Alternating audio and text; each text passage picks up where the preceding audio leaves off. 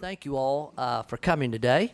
My name is Earl Sears. I am the state representative. I serve with honor and distinction, and I'm very proud every day that the good people of the Bartlesville area in District 11 allow me to represent them in state government.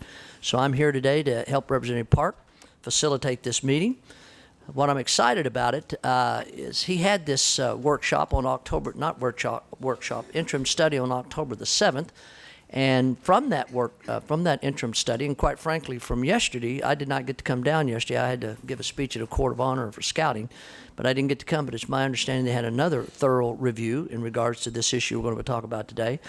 But what's far more important was Representative Park. Numerous people have reached out to him and said they'd like to get some more questions answered, just like to continue the dialogue in regards to what took place on October the 7th. So he's taken it upon himself to extend this. Right or wrong, there's going to be different points of view in this room today. But that's what this meeting is all about. And he called me and asked me if I'd help, and I told him I'd be honored to do so. So I have a lot of announcements before we get into the first presentation. I want to say thank you to all these school districts that are here today. We have Bixby, Jinx, Sand Springs. We have Bartlesville. Mr. Langham, absolutely. It's great to have Bartlesville in the room, and I'm still proud every day. I'm the one that hired you in the Bartlesville Public Schools. Claremore, Catoosa, Tahlequah, OKCPS, Moore, Mustang, Yukon, Lawton, Enid, Stroud, El Reno, Durant, Cushing, Stillwell, Western Heights, Newcastle, Walters, Tuttle, Hugo, Altus. Did I miss a school district? Pardon me? Edmond, and I heard of what? Did I hear Watonga? Yeah. Okay. Anybody else? Union. Canadian? Yes. Union? Tecumseh. What about anybody else? Very good. Thank you. Doing that shout out because we just want to say thank you. Again, they range from superintendents to director of curriculum. And quite frankly, Mr. Langham, what is your title? Okay, human resources. We're going to have to deal with that noise today, but that's okay. I would like to introduce William Flanagan from the Oklahoma State Board, represents the 2nd Congressional District, and Ryan Owen, a near and dear friend of mine, that is the Executive Director of COSA. I would also like to make a point to introduce some of the TLE members that are with us today. Mary Mellon, is that correct? Mary, are you in the room? Yes, she's not here yet. Alicia Priest is Mrs. She's here. Thank you. Ed Kennedy. I haven't seen Representative Kennedy. Is he here? He was in a meeting earlier today. I didn't see Ginger. Ginger here? I didn't see her either. And they've already told me Laura Rodoff. Am I pronouncing that correctly? I don't think she's here as well. Somebody told me. Okay. Again, and the Representative Park and myself, we want to take the time that we're going to be here today to answer your questions and concerns about TLE. Our goal of today is to take your questions and any other questions and try to answer your questions. Any other questions you want to bring up, see if we can get them answered here. If not, I talked to Public Education this morning. They're here for reference reasons, but she has assured me that there's something she can't answer, that she'll get the answers back to us. And we're getting ready to move forward in regards to, I'm going to introduce the panel that's going to be on a telephone conference call here in just a second. But as I leave this mic to go sit down and move the meeting forward, just a couple of ground rules. First and foremost, what this meeting is about is for you to gain information, receive information, and by all means, ask questions along the way. Everything will be routed through me over here in regards to the chair. We're going to do this thing right. I can assure you we're going to keep it civil, which there's no question in my mind. Nobody in here is going to get upset and frustrated. But the point of it is I like order. So everything comes through the chair. Everybody will have an opportunity to speak. This is supposed to be over at 3 o'clock. We all know there's educators here. It's impossible. It won't be over by 3 o'clock. Those that want to leave can leave, and those that want to stay and continue to get answers will do that. But I assure you I will keep this program moving forward. The thing I'm excited about, this is a huge issue. had a wonderful career of public education, 32 years, 24 years as a building principal. Absolutely, evaluation of our teachers is a must. Quite frankly, it's in any industry across the board.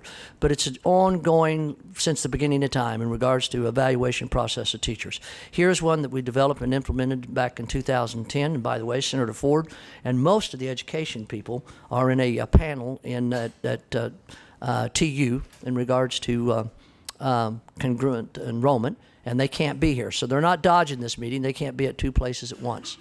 But this is a huge issue, and it's one that the frustration and the concern and the reason why I'm here is this is one we absolutely have to get right. Senator Ford, and I didn't carry the bill last year, someone else did, but Senator Ford, he has put a delay on the quantitative part of it. I think it's 2 years, isn't that right, Ryan? Is it 1 year? And I know the State Board of Education is working on that. And so we're going to talk about a lot of these. And I know that every superintendent in here has concerns. I know it's time consuming. But again, it's the plan that we have on the plate. So if we're going to keep the plan, what's important is we come up with ideas and avenues to make this thing work. Okay? And if for some reason on the other side we have don't like the plan, then we need to hear those reasons as well. But that is exactly what this meeting is about. In regards to questions, get answers, let you express your concerns, but that's what we're here, and that's why I'm excited to be here, because again, we got to have an evaluation process, and let's see what we need to do with this one. I do know our educators are frustrated. There is no question about that. Now, before I leave this microphone, Representative Park, is there anything you'd like to add or as an opening statement? I just want to thank you again for being here to help me facilitate this, Representative Sears, and I want to thank each and every one of y'all as superintendents for reaching out to me, and I appreciate the opportunity to be able to open the doors to be able to let y'all's voices to be heard. And as Representative Sears had stated, we want to hear from y'all as superintendents. As this conversation continues today, we want y'all to be able to ask y'all's questions. So be able to speak up and ask your questions. There will be a lot of questions that will be asked, but we want to be able to open the door for y'all to ask your questions individually also. And with that, Representative, I'll hand it back to you. Now, is the person, are you working up? They're on All right, very good. Panel, we're already off to a great start, and instead of reading these lengthy introductions, I don't think I'll hurt your feelings. Everybody in this room just needs to know this is a panel of experts. They are absolutely considered experts in this field. They're going to talk to us today about No Child Left Behind, and they all have credentials. There's the Heritage Foundation. There's also the Editorial Board of Education. He's written the weekly review is Mr. Evers. Neil McCluskey is he's the director at the Cato Institute, and Kent Talbert is a Washington, D.C. based attorney, over 25 years experience in advice and helping people in education. Again, I didn't do justice to their introductions, but on the same token, we need to keep this thing moving forward. But again, we are delighted and excited, and we are most honored that these four experts are here today to help us with some of these questions, and looking forward to their expert advice and information. The first one is Lindsay Burke, Williamson Evers, Neil McCluskey, and Kent Talbert. And as I said, I gave a quick overview of them. And again, I hope the panel will accept my apology, but now then I think I'll turn it over to Lindsay. I have it on my information that you're the first speaker. So if it's different, you'll tell us in just a second. So welcome to Oklahoma City, and we're looking forward to hearing your information. You're recognized. Great. Thank you so much, Representative, and really appreciate you all taking a few minutes to chat with us about this. I'm not sure if Williamson Evers has joined the call yet, so you might just have myself and Kent and Neil, but we'll give you everything we can. So just quickly, on the big picture, what's happening with ESEA, with No Child Left Behind? Right now, it is in the conference process. So, and I don't know everything that you've discussed so far this morning, so stop me if we're covering anything you've already talked about. But right now, the Elementary and Secondary Education Act is in conference, simply meaning that the House has put its version out, the Senate's put its version out, and they're trying to conference out differences at the moment and agree to something that can move forward. The two versions look I would argue more similar than they do different, but there are some differences in terms of testing requirements, teacher qualifications, portability of certain federal funds, et cetera. So I just want to hit quickly, because I know this is of interest to your group, on what it means for teacher requirements. So right now, as you're well aware, No Child Left Behind's highly qualified teacher provision says that teachers have to have a bachelor's degree and state certification. That's something that has been suspended along with many other mandates in NCLB as a result of the waiver process that the administration has been engaging in. So under the waiver that you currently have, the teacher requirement is to meaningfully differentiate among teachers using student growth on state tests, at least in part. So the waiver language, I would argue, is actually somewhat, or one might argue, somewhat more prescriptive than NCLB's existing highly qualified teacher requirement. On the House version that's currently under consideration, so the ESDA reauthorization proposal that's coming out of the House, it would eliminate No Child Left Behind's highly qualified teacher requirement and would leave teacher evaluation up to the state. The Senate language is the same as the House language. It would eliminate the highly qualified teacher provision and leave teacher evaluation up to the state. However, the Senate version also includes a requirement for states to tackle the equitable distribution of teachers. So some additional prescriptive language in how teachers are distributed within the state. So each of those four, NCLB, as it currently stands, the waivers, and then the new House and Senate version of the ESDA rewrite, treat teacher preparation differently. But currently, the requirement within the waiver is to meaningfully differentiate among teachers using student growth. I will add to that, this has been the toughest provision for every state that has gotten a waiver under NCLB to fulfill. There's been a lot of back and forth on the teacher qualification provision within the waivers that were agreed upon with the department. Texas is currently going through this right now. I'm sure you have looked at Texas as you're considering what to do moving forward. The waivers basically say that a teacher evaluation system has to be a statewide system. It has to be used in personnel decisions. You have to use a statewide approach to measuring student growth based on state assessments, and then tie those growth measures in. And of course, depending on what happens in the next few years, the potential loss of a waiver effectively means going back into NCLB status quo, meaning that you are subject to adequate yearly progress restrictions, et cetera, restrictions on Title I expenditures. But either way, depending on what happens with reauthorization of the Elementary and Secondary Education Act, the waiver is good until it is renewed, which is a process that many states are going through at the moment, or until the Elementary and Secondary Education Act is reauthorized. If it gets reauthorized and a new version is signed into law, then whatever is under your waiver now is rendered moot. So I'll just leave it at, for my portion, that there is I think, 50-50 chance probably. There's a lot of back and forth right now on whether or not No Child Left Behind, the Elementary and Secondary Education Act, actually gets reauthorized this year. Of course, the longer we go, the less likely that becomes. Congress will meet very little next year. They're out half of July, all of August, all of September, all of October, and part of November. So the window, it does get shorter for ESDA reauthorization. So I'll leave it there, and I know Kent has looked into the waiver issue much more than I have, so I'll turn it over to Kent. Sure. Thanks, Lindsay.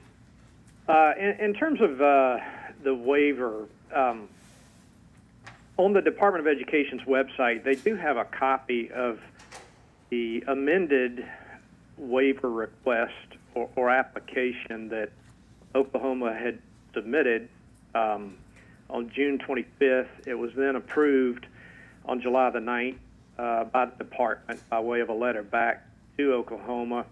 what is unclear is that there also appears to be a version, a July 28th, 2015 version of yet another amended application for waiver or for renewal, but I could not find where it was posted on the web any sort of responsive letter from the department saying that they had approved the July 28th version of Oklahoma's waiver. So there's some ambiguity there. Perhaps some of you may know a little more on the answer to that. But again, there was a June 25th application or amended application that was submitted. It appears to have been approved July the 9th of this year, and then there was yet another application submitted on July 28th, which I could not find any letter posted on the web where the department had approved that. Although, if you look on the web, it has the word approved in front of it, at least in the description of it for the PDF link that's there. So anyway, I would just point that out. You know, I know one of the issues that has come up or that comes up with some states is, well, you know, what happens if we're not in full compliance with the waiver request that the department approved? And the short answer is, you look to the waiver document, which is in a sense like a large contract, multiple page contract, and so you look there. It's like, well, it doesn't really say. It doesn't talk about what if a school district fails to comply, or what if the state as a whole fails to comply, and so it's not clear. But my sense is, and perhaps some of you may have even talked to some other states that may have had some issues with the department in terms of compliance, but my sense is that, you know, if you're out of compliance, then the department would, and the department is aware of it, they would notify the state, and then the state would determine whether it, together with the school districts, are going to come into compliance, or whether they know enough. You know, we're simply not going to comply, and so then you lose the waiver. Presumably, is how they would handle that. I don't believe that the department would try to come after the state or school districts and say, well, you know, we're going to withhold some of your program funding under the Elementary and Secondary Education Act, or we're going to withhold some of your administrative funding under the different programs under the Elementary and Secondary Education Act. Perhaps they might, but what happens is, if you're no longer under the waiver, then you're back under the statute and the regular NCLB requirement, and so then it seems to me that the department would have to make an assessment of, okay, is this state complying with the provisions of No Child Left Behind, or are they not, since you're no longer under the waiver? So then they would need to make a determination as to that. If a state were not in compliance with the No Child Left Behind provisions, then there are means and processes that the department could use to try to get the state or school districts to come into compliance. They usually try to work in a conciliatory fashion, and then ratchet it up depending on, you know, the response. But ultimately, they do have authority under the General Education Provisions Act to begin an effort to withhold some percentage of funding for some of the programs that they have, or they have other means. They could issue cease and desist orders and so forth. But there are regular processes and procedures for that, and it's spelled out in the other statute, in the General Education Provisions Act. So I'll stop with that. And if I could add one thing, too, that I meant to say a minute ago, somewhat tangentially, but the administration's announcement on ostensibly reducing testing requirements, that really can't happen in any significant way. I mean, the administration has, over the past few years sort of circumvented Congress through a waiver process, but theoretically, if the administration is interested in seeing the proportion of time a student spends during the school day reduced when it comes to testing, much of that has to come through No Child Left Behind. So a lot of that will depend on whether or not it gets reauthorized and whether or not within that reauthorization context Congress does anything to remove the requirement that states test children annually in grades 3 through 8 and then again in high school. I don't see that happening anytime soon. Neither version from the House nor Senate eliminate the annual testing requirement. So much of what the administration has put out there will probably not have any significant impact whatsoever absent a reform to No Child Left Behind.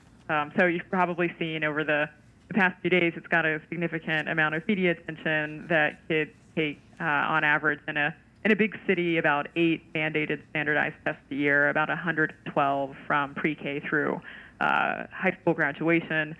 So the administration was reacting to that, but on balance, I don't think that the administration's proposal will do much to change that. I just wanted to throw that in. Thank you. Neil, I don't know if you had anything you wanted to add. Sure, I'll just throw in a few things. The first thing is, I think Kent knows better than anybody here all the legal aspects of this, so I won't go too much into that.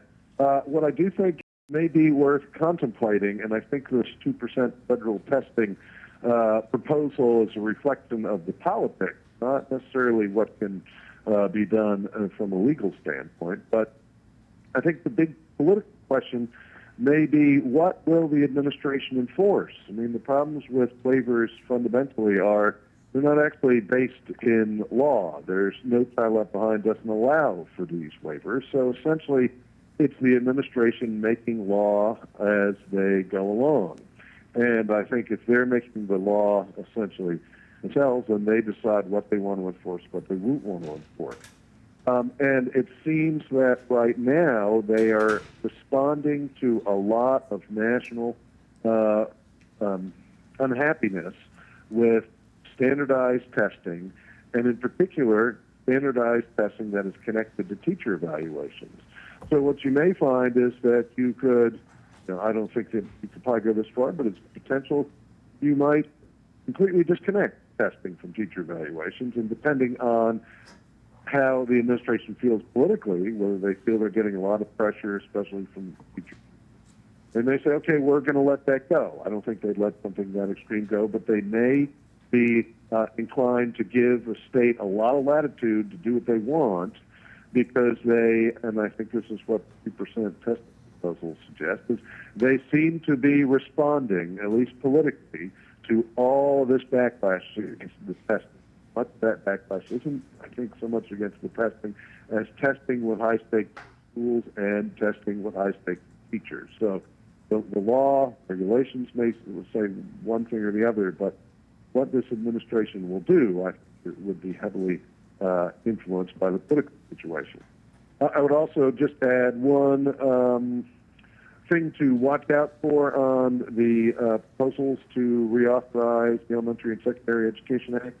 I think Lindsay said she thought there's about a 50-50 chance of it being done. I'd say that that's probably a reasonable estimate. I actually have no idea what's going to happen in terms of whether or not it gets reauthorized. But if it does, and the final bill looks similar to the House and Senate bill, you have to be concerned that while they take away the ability of the Secretary of Education to say specifically a lot about what states do, including what standards you use, things like that, it does allow the Secretary of Education to have sort of backdoor vetoes, where he says, I can't tell you what to put in your plans, but I can tell you whether I think the plans are any good, and I can reject them. So that's also something to keep in mind if the ESEA is reauthorized, and if it looks similar to the House and Senate bills that are being discussed. I think that's all I've got. I would just add, and this is Ken again, I would just add one small clarification.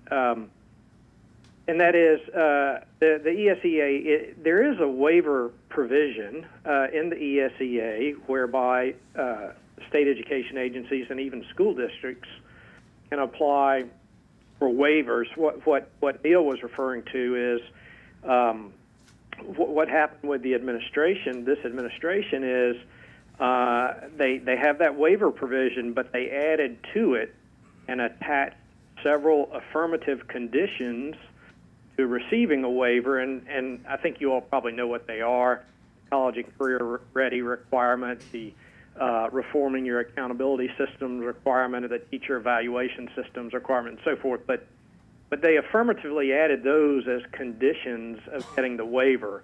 Those conditions are not in the waiver statute. So there is a waiver provision, but what was not there were these extra requirements that were added in order to be able to get a waiver. So anyway, just a small clarification. Yeah, and just to underscore what Kent said, that's something that I think is really important that we've been trying to drive home. The administration has used what should be pretty limited waiver authority in ESEA and has sort of dangled out these waivers in exchange for states adopting administration preferred policy versus how I think it was probably originally conceived, whereas a state had an issue with ESEA, could approach the department and ask for a waiver of certain provisions. So they're coming at it from sort of the opposite direction, it seems like, than what the law had originally intended. Okay, Mrs. Burke, I'm assuming is Mr. Williamson Evers, is he? It doesn't sound like he's on the call, unfortunately. Okay. We had some timing back and forth, and he's in California, which made it a little trickier. Okay, no problem. I just didn't want to leave him behind. Okay, so we have a packet of questions that I don't know if we'll be able to get to all of them. We've got about 16, 17 minutes left of your portion. So superintendent's in the room. I think you see you have that packet of questions.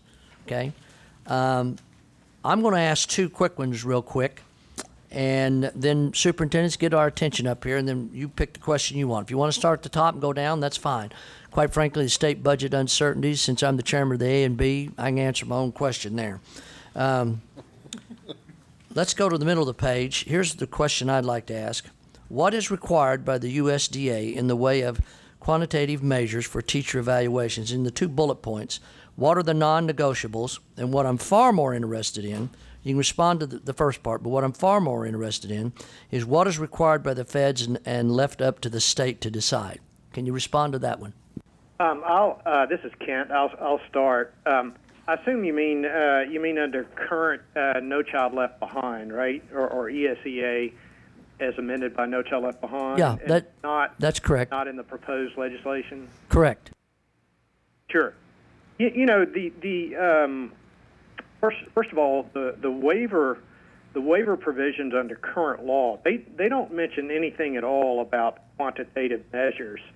What the current waiver requirement in the ESEA says is if you seek a waiver, you have to, in your application that you submit for a waiver, you have to demonstrate how the provisions being waived, how you will still be able to have an improvement in the quality of the instruction, how you will improve academic achievement, the educational goals that you'll set, how you'll meet those goals, and so forth.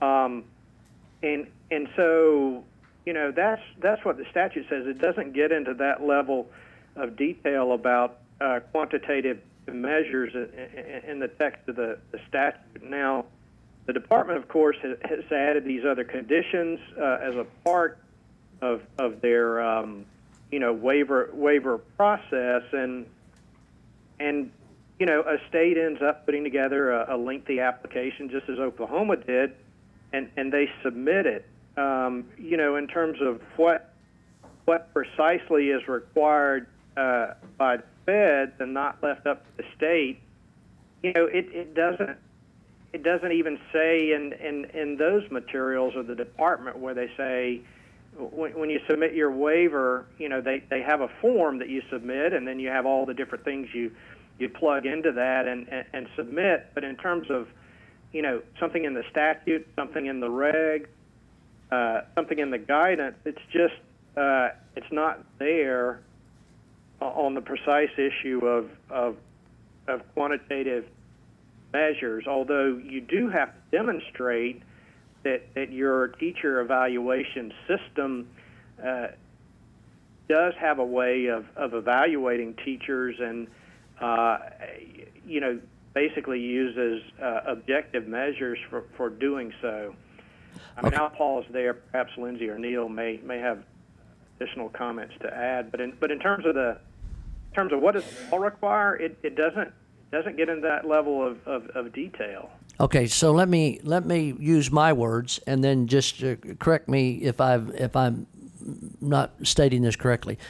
Typically, what we would do through our experts in the field of education in Oklahoma, under the guidance of our state superintendent, and then superintendents, and also lawmakers, and then just feedback from teachers around the state of Oklahoma, we would develop our plan, submit it to the state to the feds, and then just from there they could either look at it and say, hey, we like this, we don't like this part. There's really no set guidelines saying you can't do this, you can't do that. So we'd put our plan together, submit it, and then they could maybe pick it apart or accept it as is. Is that a fair statement?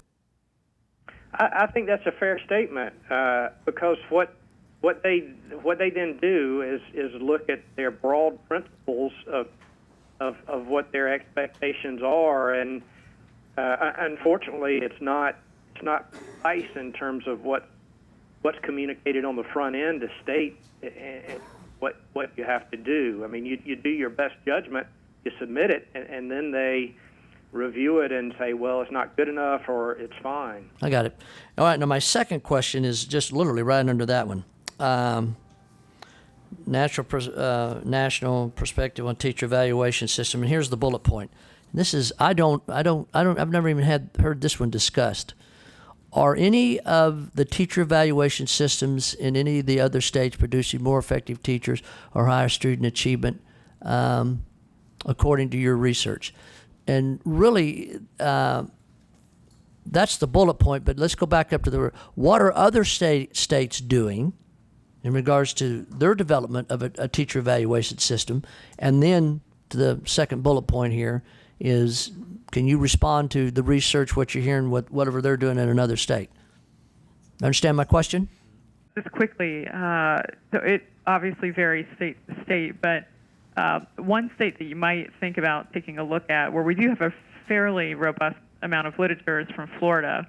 And we can't say for certain that their improvements over the past decade and a half have to do exclusively with their teacher evaluation system, but it's likely that was a component that played in. So Florida put in a whole set of really sweeping reforms about a decade and a half ago, one of which included, among many other things, redesigning their teacher evaluation system, using at least part of state testing outcomes as part of their teacher eval measures.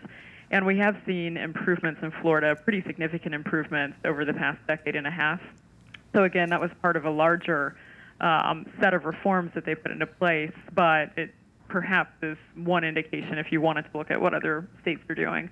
Apart from that, I don't know enough on the literature on teacher evaluation systems to respond. Thank you very much. Superintendents, this isn't Earl Sears show, so if you're going to ask a question, start lining up at that microphone down there, and I'll recognize you, and we'll let you ask the questions. Okay? So, unless you're sitting at the table and you have a microphone in front of you, you're more than welcome. You got to push the button. You have a question? I do. Okay, go for it. First question is, from what I understand... Hold on a second. Let's identify yourself so they'll know who they're talking about, and then everybody in the room. I'm Robert Romine, superintendent for Moore Public Schools here in Oklahoma. And from what I understand in what you all just shared in relation to the waiver, my first question, can the waiver be rewritten? Can it be rewritten? Is the question whether Oklahoma can rewrite its application or the administration can rewrite its requirement? I think what he asked you, can Oklahoma rewrite the waiver? And I think he's asking for clarification from you. Is that correct? Yeah, I mean, I think if Oklahoma chose to do so, if the state chose to do so, it could withdraw the application that I mentioned that I think was dated July 28. It could withdraw that and submit an amended or updated application and so communicate that to the department. There's nothing that prohibits that. My second question, it has to do with, again, this is Robert Romine, same individual. There is a chance that the administration says, well, you either continue to follow what you have till we approve this, or if you try and stop what you're currently doing, but they say you have to revert to no child left behind, free waiver. Mrs. Thompson, you're recognized to ask a question. Thank you. This is Carolyn Thompson, Director of Government Affairs at the State Department of Education. Just wanted to make a clarifying point regarding the versions of the waiver on the website. The formal approval was the previous, the first one that you mentioned that was posted. There were subsequent conversations with USDE that there were actually conflicting information within the waiver itself, but that did not result in substantive changes.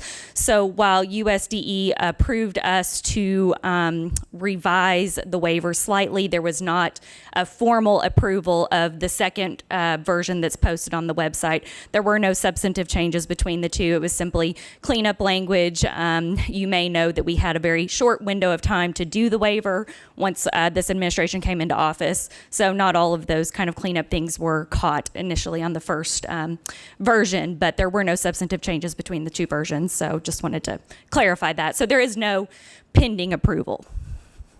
Thank you. That's very helpful. Superintendent from Moore, you want to follow up on your question? Last question for now, anyway, has more to do with the qualitative versus the quantitative. Am I to understand that the feds are saying there's no documentation as written that we have to use quantitative measures within our teacher evaluation? Well, what I was saying earlier is, in terms of just looking at the law, what the elementary and secondary education say you have to do when you submit a waiver? There's nothing that mentions quantitative or qualitative measures specifically. It speaks in broader terms. It says when you submit a waiver, again, you have to show how you're going to increase the quality of instruction, how you're going to improve academic achievement. You've got to describe your measurable educational goals. You've got to describe methods that you'll use to measure annually the progress in meeting those goals.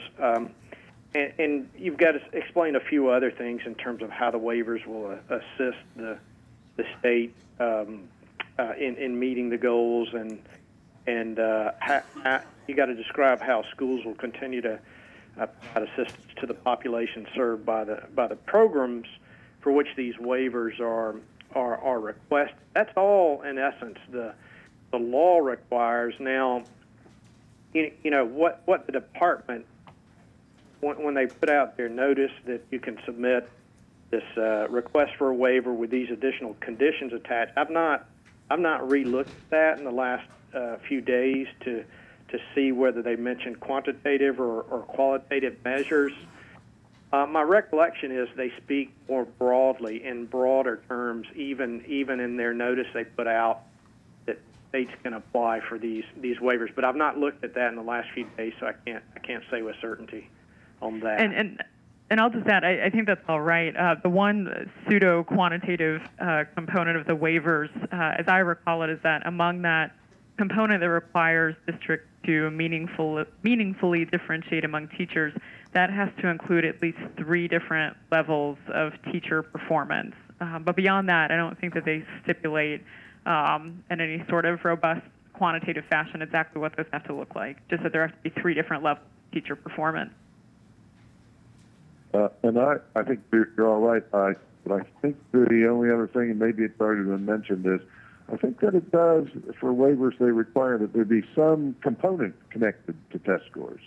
And I don't even think it says specifically what percentage or anything like that. I do think it requires that. It's not a strict quantitative measure, but it's supposed to be. Just a second. Are you, okay. Representative, we'll go to you, and then Mr. Owens has a question. Representative Stromp, you are recognized. Thank you, Mr. Chairman. My question actually is related to the statement regarding test scores and the waiver. So if we submitted a waiver that said that we would test against, so right now my understanding is the way that it's done is that we test scores at the compare scores from the prior year against scores from the current year.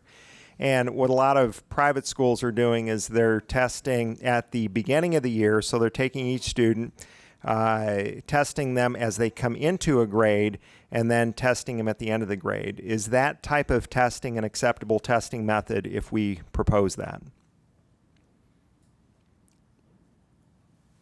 As I understand it, in the waiver, at least, the teacher evaluation systems just have to be statewide, and they have to measure student growth based on state assessments. So as I understand it, and Kent knows better than I do, but it just has to have some growth, some measure of student growth within those assessments.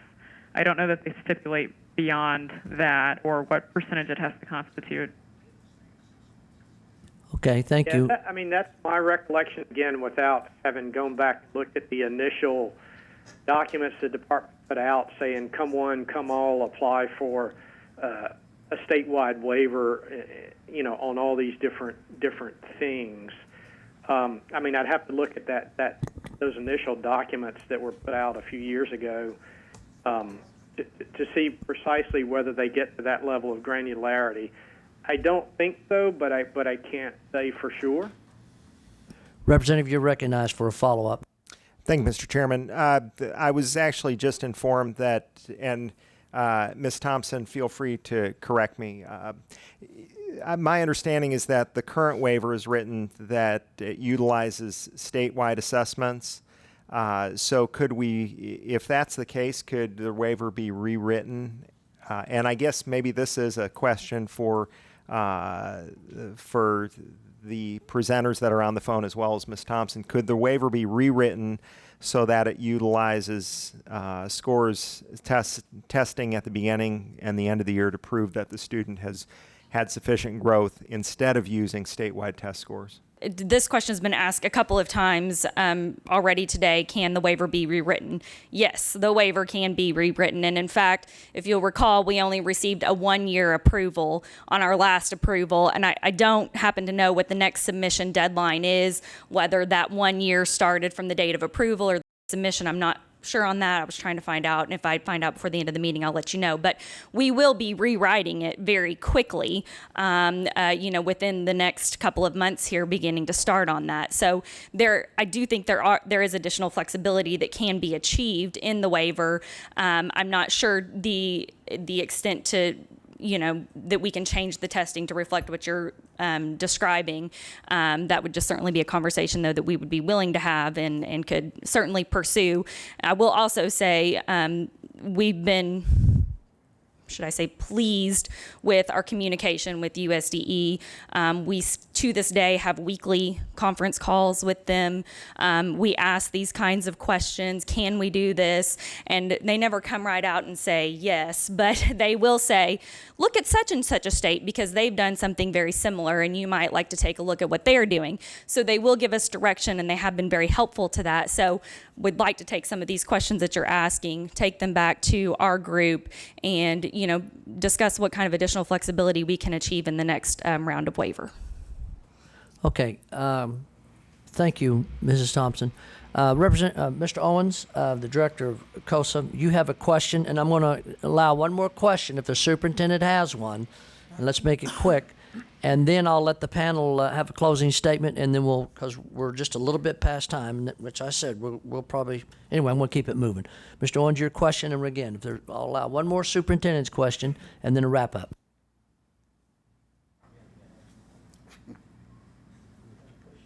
I think we could Can I have the gavel too? I'm kidding. Okay, Ryan Owens with COSA, the School Administrator Group. And to anyone on the panel, as you've looked at what other states are doing in terms of their waiver and quantitative measures, has there been a state out there that had a high stakes component connected to quantitative measures that since did away with the high stakes component? That's what I'm saying is our state law currently says teachers with certain quantitative scores have to have a high stakes consequence, and it's typically termination. If we did away with that in state law, does that A, jeopardize our waiver, and B, can you tell us have other states gone down that path and what's been the outcome? That's a great question. I don't know off the top of my head. The only one that comes to mind that might fit your description is New York, but I would have to go back and look at it. Well, and I think that No Child Left Behind required, if you want to call it that, high stakes for all schools and districts, because it gave all those schools and districts, you had to identify them as needing improvement or not needing improvement, and then there was a cascade of actions you had to take if they weren't doing well. The waivers changed that somewhat in that it allowed you to focus, I think it was on the bottom 10 and 5% of schools based on state test scores. When those were the ones you are supposed to focus efforts on. But to the extent that any school might be able to fall into that, I think waivers also required, to some extent, high stakes, call them high stakes for every school and district, because you're still evaluating them based on that. So I don't know that any state has been allowed to remove itself completely from at least those states saying if you don't fall in, if you fall in the bottom 5 to 10%, then we have to take these actions to change you. I think every state has to at least be doing that. Mrs. Thompson, do you need to respond to that?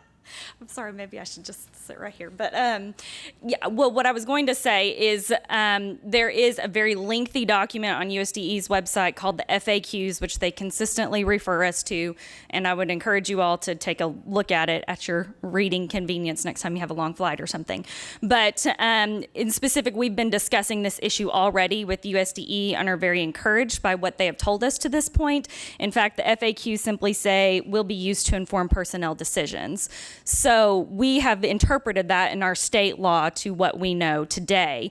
But I do think that there is additional flexibility that we can have in how we make personnel decisions based on evaluations. I don't know what that will end up looking like, but I believe even Ari Amerikaner in the last TLE Interim Study actually said, we didn't mean for states to interpret that as you have to fire a teacher based on an evaluation.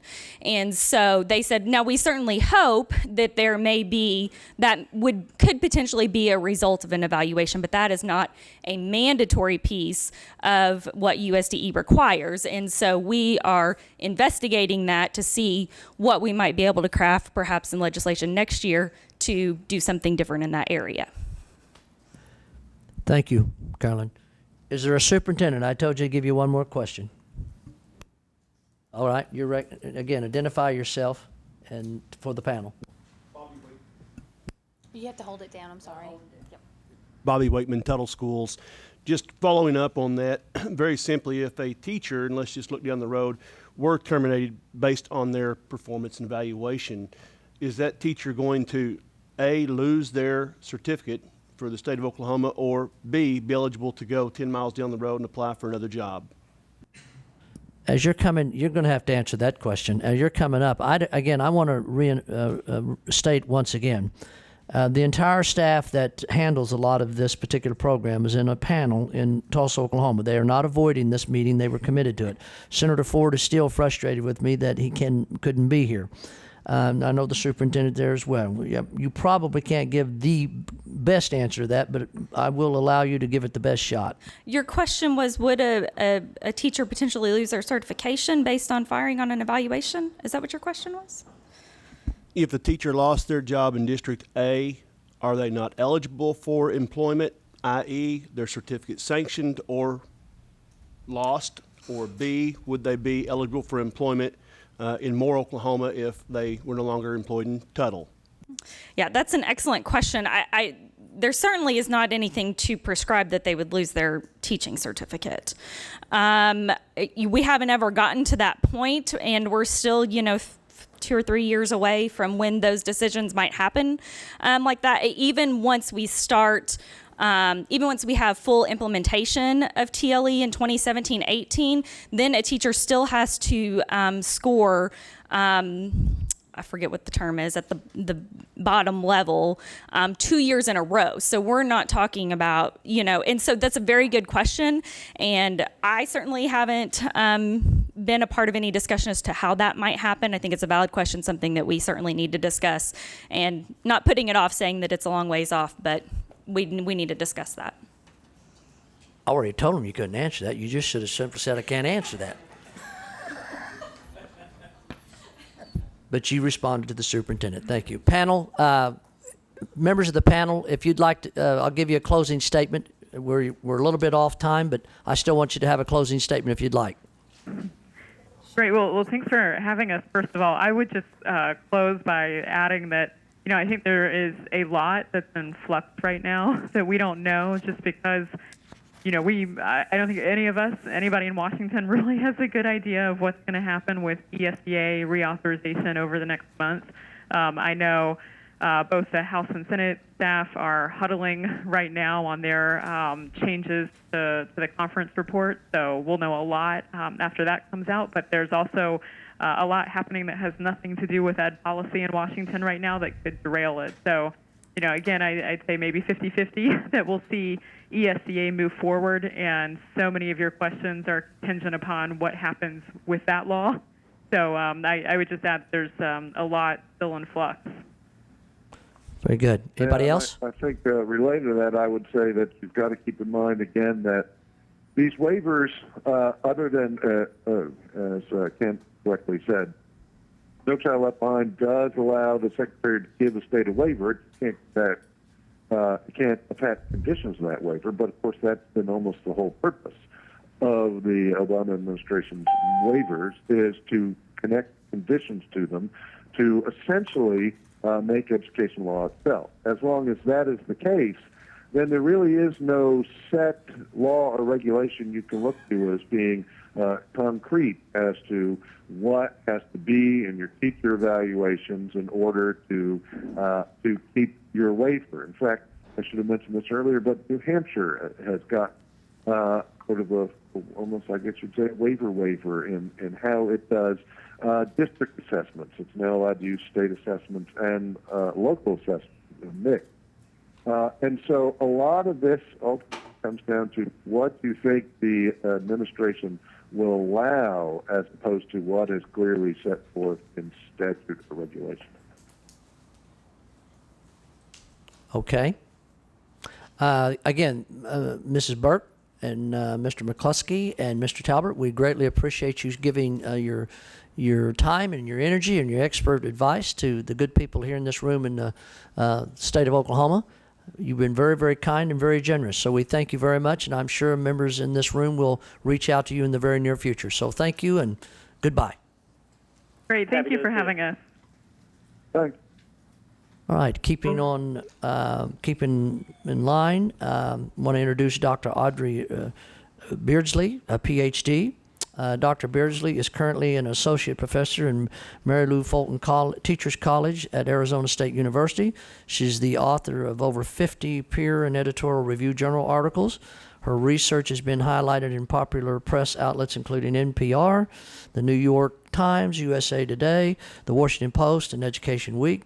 Dr. Beardsley's and educational policy research interests include high-stakes testing and value-added methodologies and systems that and such in education. So please just give a nice welcome to Dr. Beardsley.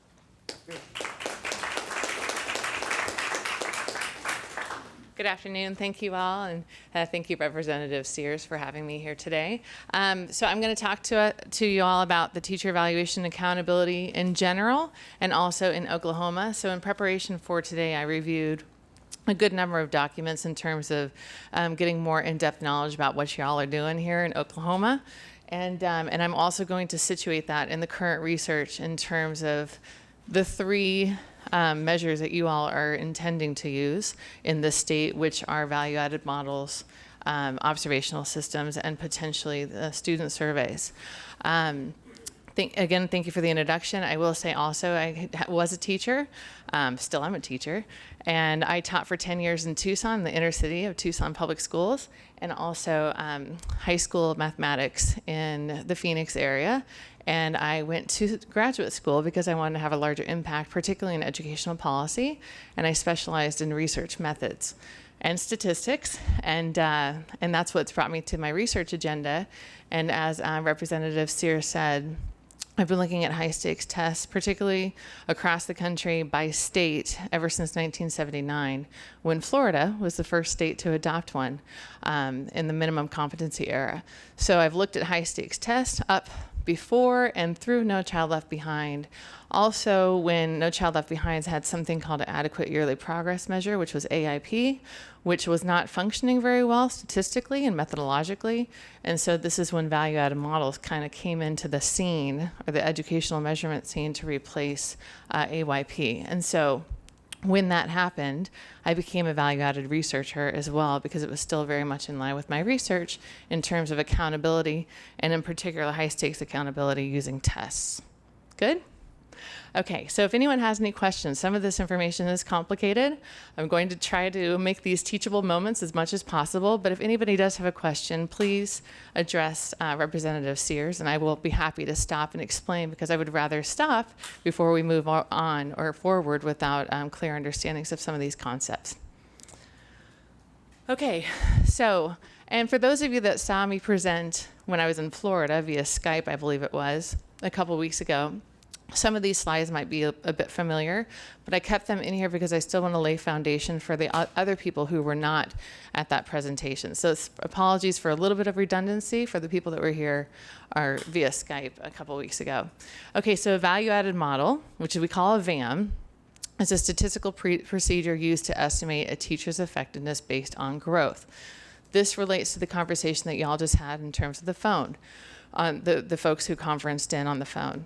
So in the ESEA, the reauthorization, the language of that, it is not quantitative or qualitative. It is an objective measure of teacher growth, and that's it. And so somehow, and I noticed this actually when I reviewed the materials from your state, I noticed that somehow this interpolation of quantitative versus qualitative came about, and I don't know where that came from, because that is not part of the federal regs.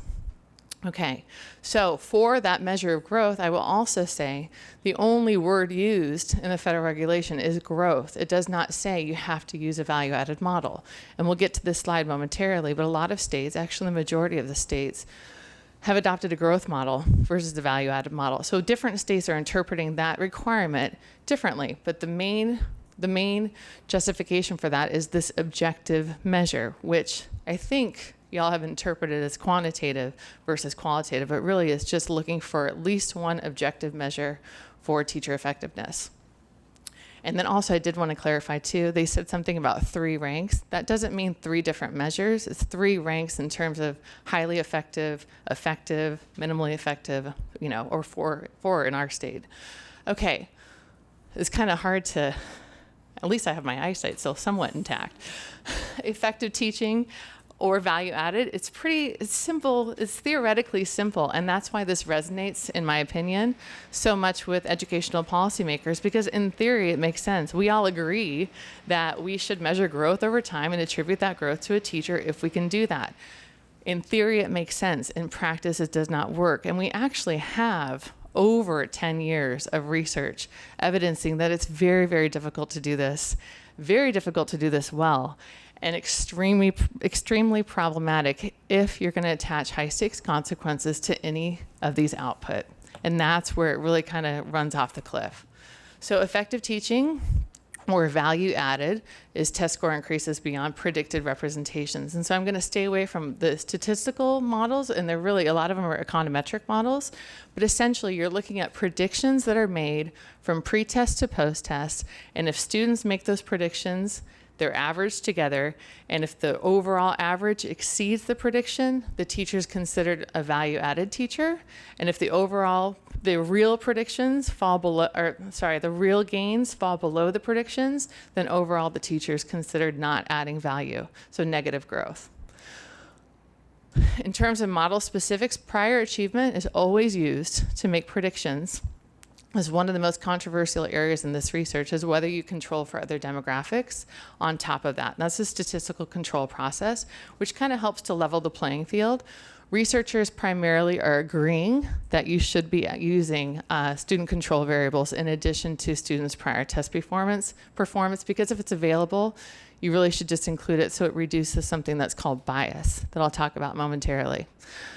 Teacher level growth or value added estimates are only for about 30 to 40% of the teachers across the United States right now.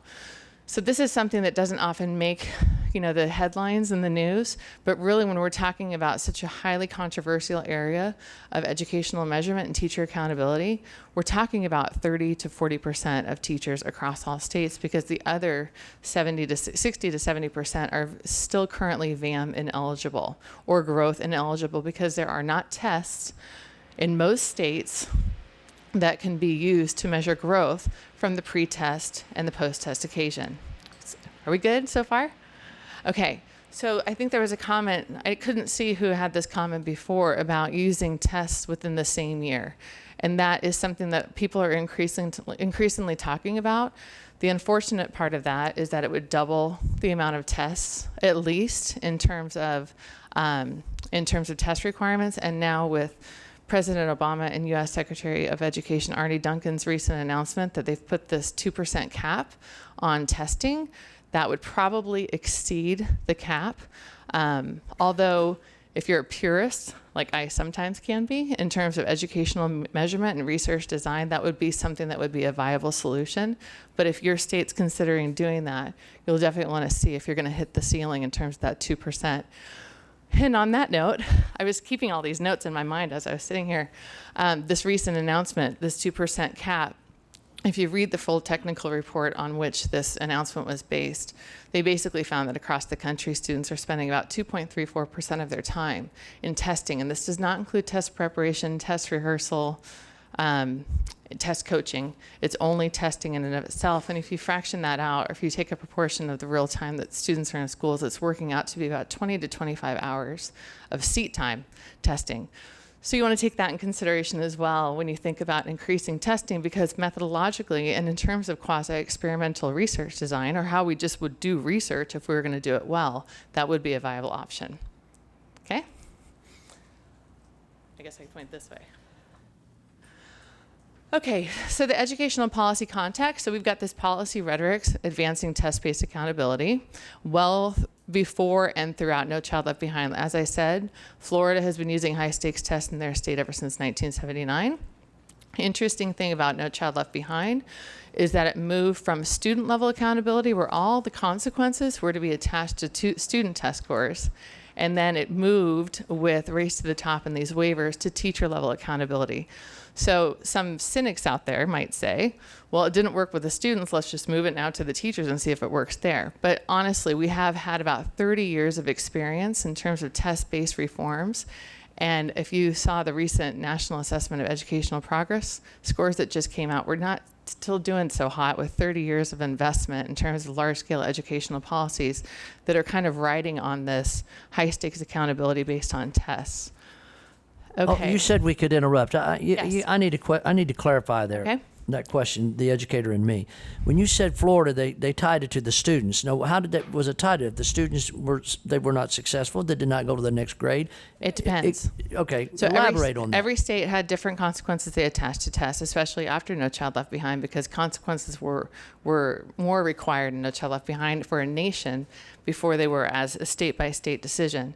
So different consequences were relevant to different states, and some of them were grade promotion. So grade 3 is a common grade promotion level, grade 5, and then high school exit exams. But high school exit exams really grew exponentially at the same time in No Child Left Behind, because it was calling for consequences at the student level. And so the most popular consequence at that point was, we're going to make all students pass tests in high school in mathematics and reading language arts before they can get a high school diploma. So that's the one that was most popular across states, but different states did have different approaches. Retention and grade, different special programming, special pull-out programs, and other types of consequences. Okay, and you said they moved away from students and placed it more on teachers. Yes. Now, did they move away from the students where they they couldn't receive a high school diploma? Was there heat and political pressure from their parents, and the politicians moved it around? I mean, elaborate on that. In terms of the consequences of the high school graduation? Students to teachers. Yes. Well, I mean, somebody had to make that decision to move from teachers to students. Well, the feds did. And so that was No Child Left Sorry, Behind. did you say the feds did? Feds did. I got it now. Thank you. Okay, so that was when Race to the Top came into play. And so we said now we were focusing on student level accountability. We're going to switch it over to teacher level accountability. And when you talk to teachers across the country, which I do, and my doctoral students do, that is one of the concerns, because now it's an unintended consequence of that move, because now that the tests don't count as much like they used to for the students, because we've shifted focus, or foci. The teachers are saying, well, now the students don't care as much about the test, and now it's impacting my life instead. So that's another kind of sidebar caveat, but it's an unintended consequence of that move as well. Okay, so clearly there's also an ever-expanding role of the federal government in state and local educational policies. And a lot of states are having different reactions to this in terms of trying to, and you're probably familiar with stories of this across the country, but in my state in particular, we're pulling back thanks to our new superintendent of instruction, who's saying this is enough in terms of federal oversight and surveillance and control of state level policy, because as per the U.S. Constitution, education systems are supposed to be state run public affairs and public systems. And so there's kind of this, it's almost becoming a little bipartisan move in terms of Republicans are saying no more because we want to embrace our local control, and Democrats are kind of aligning with that, saying, well, we've had it with these tests. And so they're kind of converging a little bit on these issues. Okay, so now this, when I said before that these adequate yearly progress measures were not working as well, it was also happening around the financial crisis in 2007 and 2008. And so enter a set of econometricians primarily that said, we have a solution to not only your economic crisis, but also your educational measurement crisis. And that's this thing called value-added modeling. So why use the traditional salary schedules that a lot of districts and a lot of states are using across the country when you don't know, when you're giving these teachers more money, if in fact they are effective teachers? How do you define effective teachers? Value-added measures. And so there was a lot of work done by some of the larger econometric firms and statistical firms in terms of lobbying for these federal policies in terms of Race to the Top and taking our nation towards this value-added route. So some of these names might look familiar. Raj Chetty, President Obama spoke about one of his studies, and I think it was the 2011 State of the Union address. Eric Hanashek, Doug Harris, Tom Kane, and his name's going to come up later, but he's an econometrician at Harvard, and he was the leader of what's called the Measures of Effective Teaching studies. I believe you're all familiar with this in the state, right? The MET studies that were sponsored by the Bill and Melinda Gates Foundations. And I think this is something that the Tulsa Public Schools has a grant with Gates. Okay, so this Kane and the Gates Foundation I will talk about more extensively as we move forward. However, these folks here who did have a large influence in terms of federal policy, and they continue to have large influences in terms of state policies, represent about the 10%. The other 90% of researchers, all researchers doing research on this area, represent the opposite. They're the ones that are saying, including me, that while these theoretically make sense, the research for years, even when value-added modeling was used in agricultural before it hit education, do not work as the ways theorized. And more importantly, if you're going to attach consequences to these output, you're going to be in trouble because they will not hold up, especially in terms of court. And so there are lawsuits that are also popping up across the country, and I'm going to talk about those in a second as well. Okay. So the national landscape. So this goes back to some of the questions that you all had of the folks who were on the conference call. So growth and value-added models. Again, in the federal legislation, growth is what's required. There's no term called value-added models in that, but to measure growth over time, value-added models can be used, and in fact, they are more, well, I won't go there. Okay, so the off-the-shelf, there are a lot of off-the-shelf extant VAMs, primarily for sale via state contracts. And these are sold by, and as affiliated with some of those econometricians that I mentioned before. SAS Analytics Solutions is a big one. The EVAS, which is called the Education Value Added Assessment System, that's probably the biggest and the best value-added system going right now because it has about 25 years of development, and it started in Tennessee.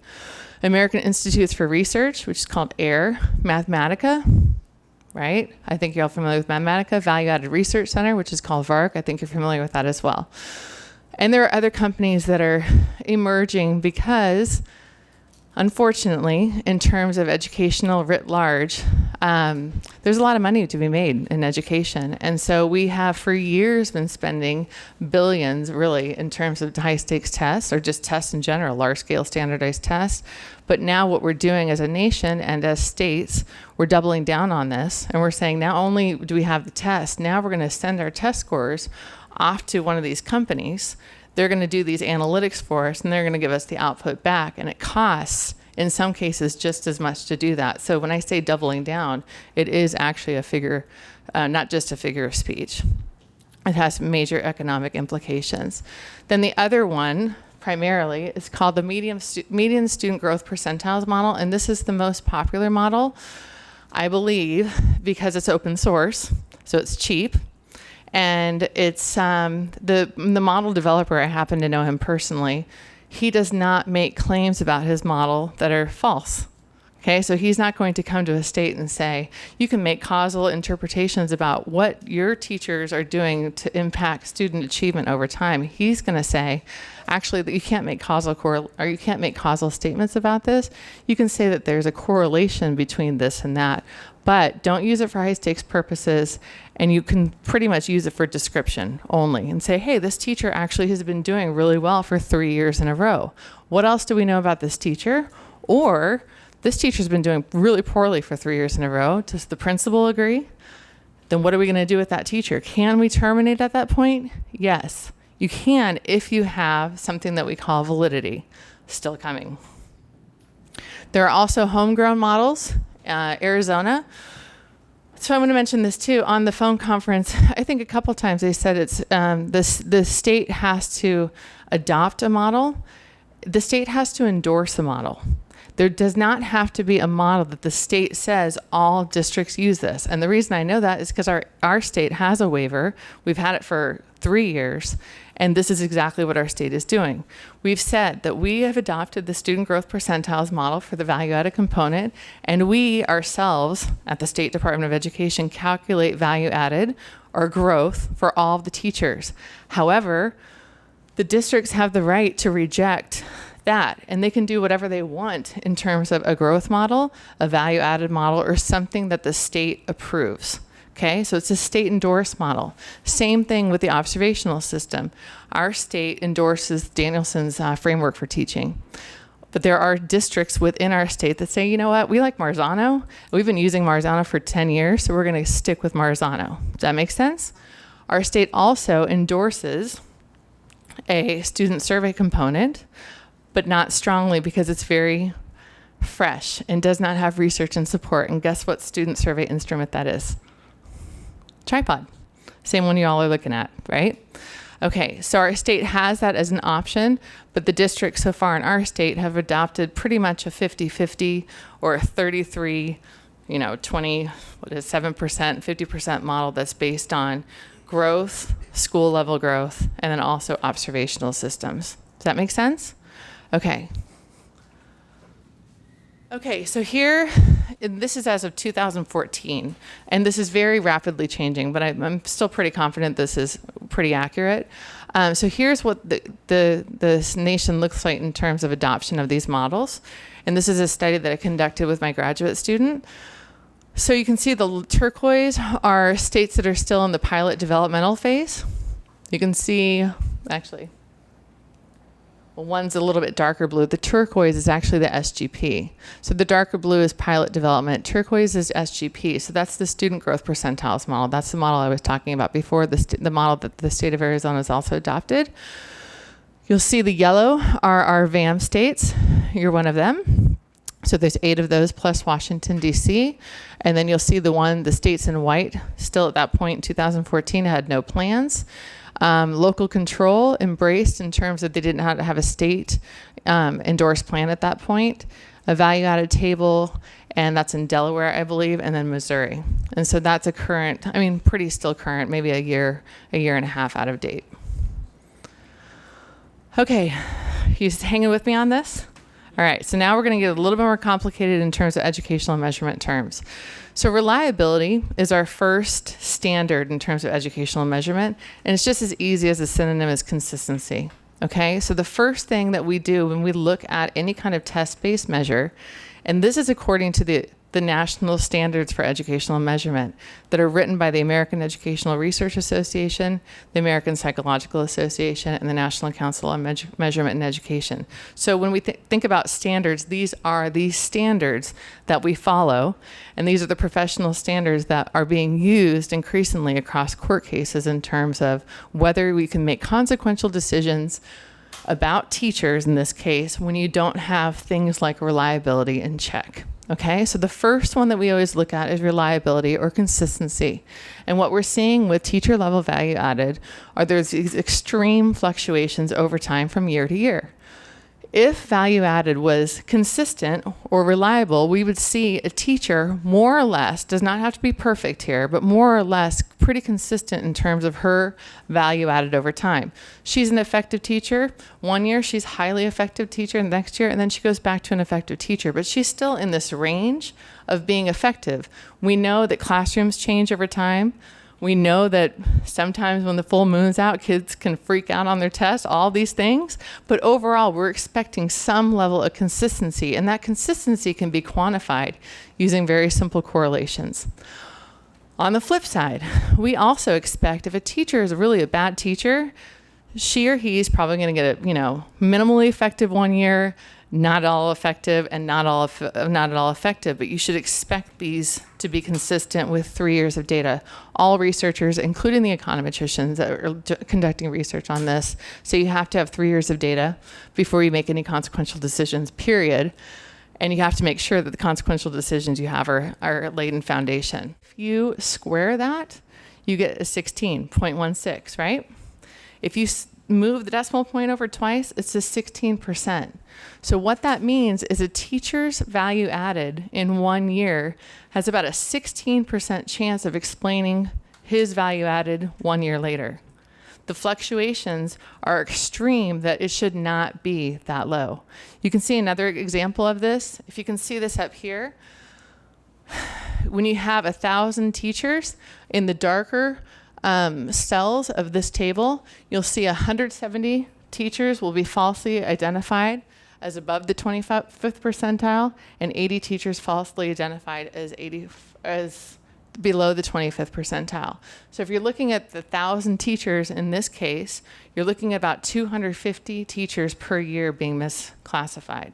So that's a huge, huge problem. We're not asking for perfection here, but 1 out of every 4 teachers being misclassified, again, especially if a high stakes consequence is going to be attached to that rating, is extremely problematic. Yes. Oh, did you want to address? And you are recognized, young lady. I like when you say young lady. Alicia Priest, I'm on the TLE Commission. So you're saying 3 years of data points, not 3 data points that could be within the same year. Correct. We're only talking about value added right now. Right. So our value added, we can use 3 data points, but they can be within the same year. We're just using data points. Are you saying you're using data points from different measures? Yes. That's not what we're not talking about that yet. Okay, but that's what we're going to get there. Okay.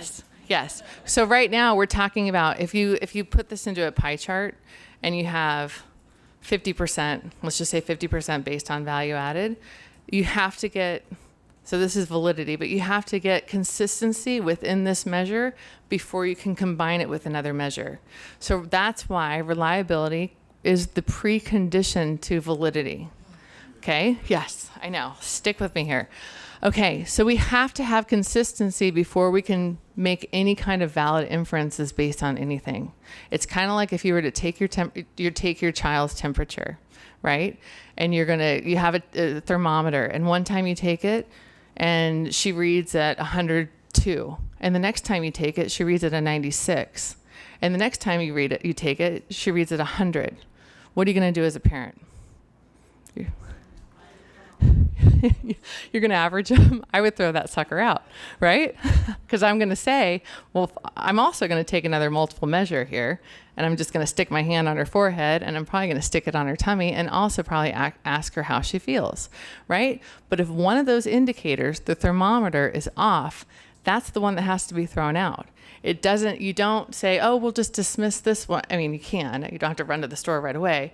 But you have to have all of those indicators pointing in the same direction to get validity.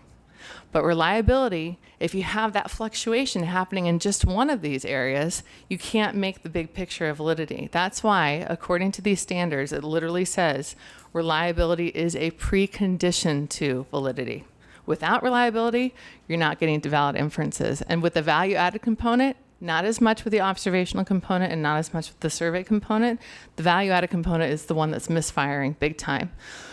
And there's cases of this across the country in terms of, there's a big lawsuit right now, and they referred to it, or one of them, on the phone in New York. And this is where a national board certified teacher, her name is Sherry Lederman.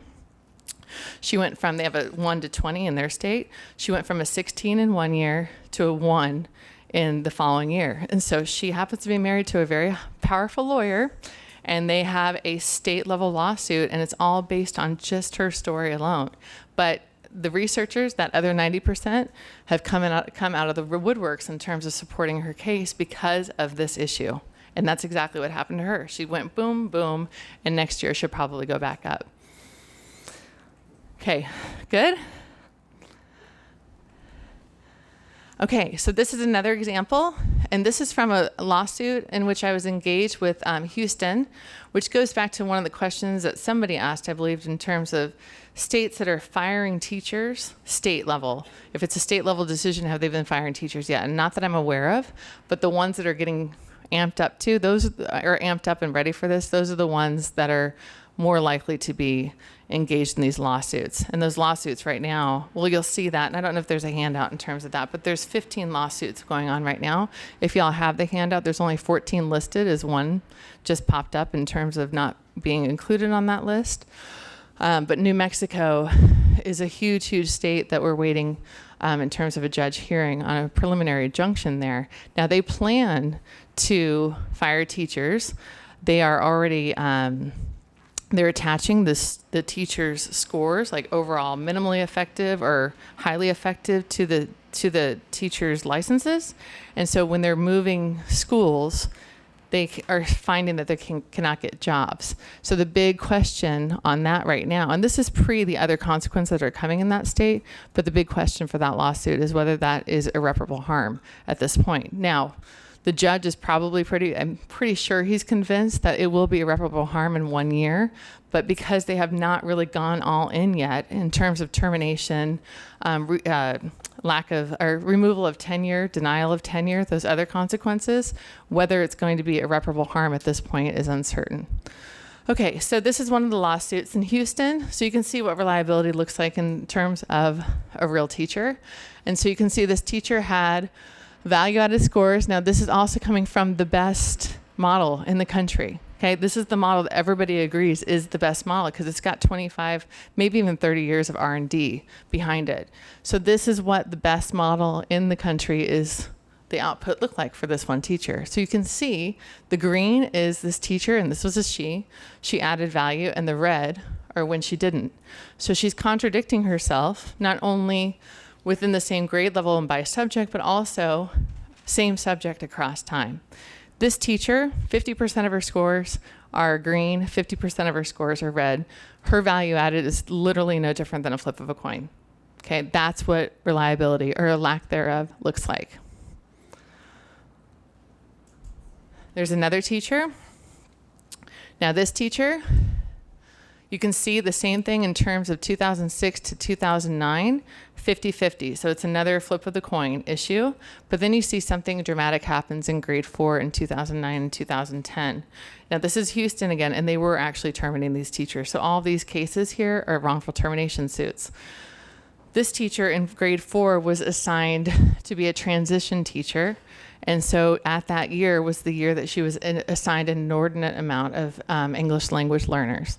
And so the question here was whether bias was an issue. So bias is another term that we're going to talk about in a sec.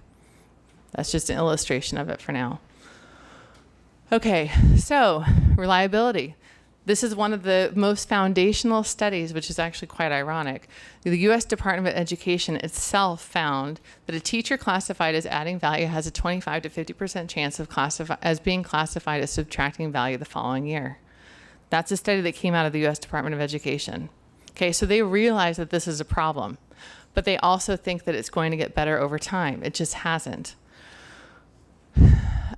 Teachers earning merit pay compare receiving monies to winning the lottery, given the random fluctuations year to year. So there's a lot of studies in which researchers are talking to teachers, and this is a consistent issue. So we see this from the statistical side, but the teachers also explain this in their own words, like why I'm not doing anything different from year to year, and why am I going up and down in terms of my value-added output.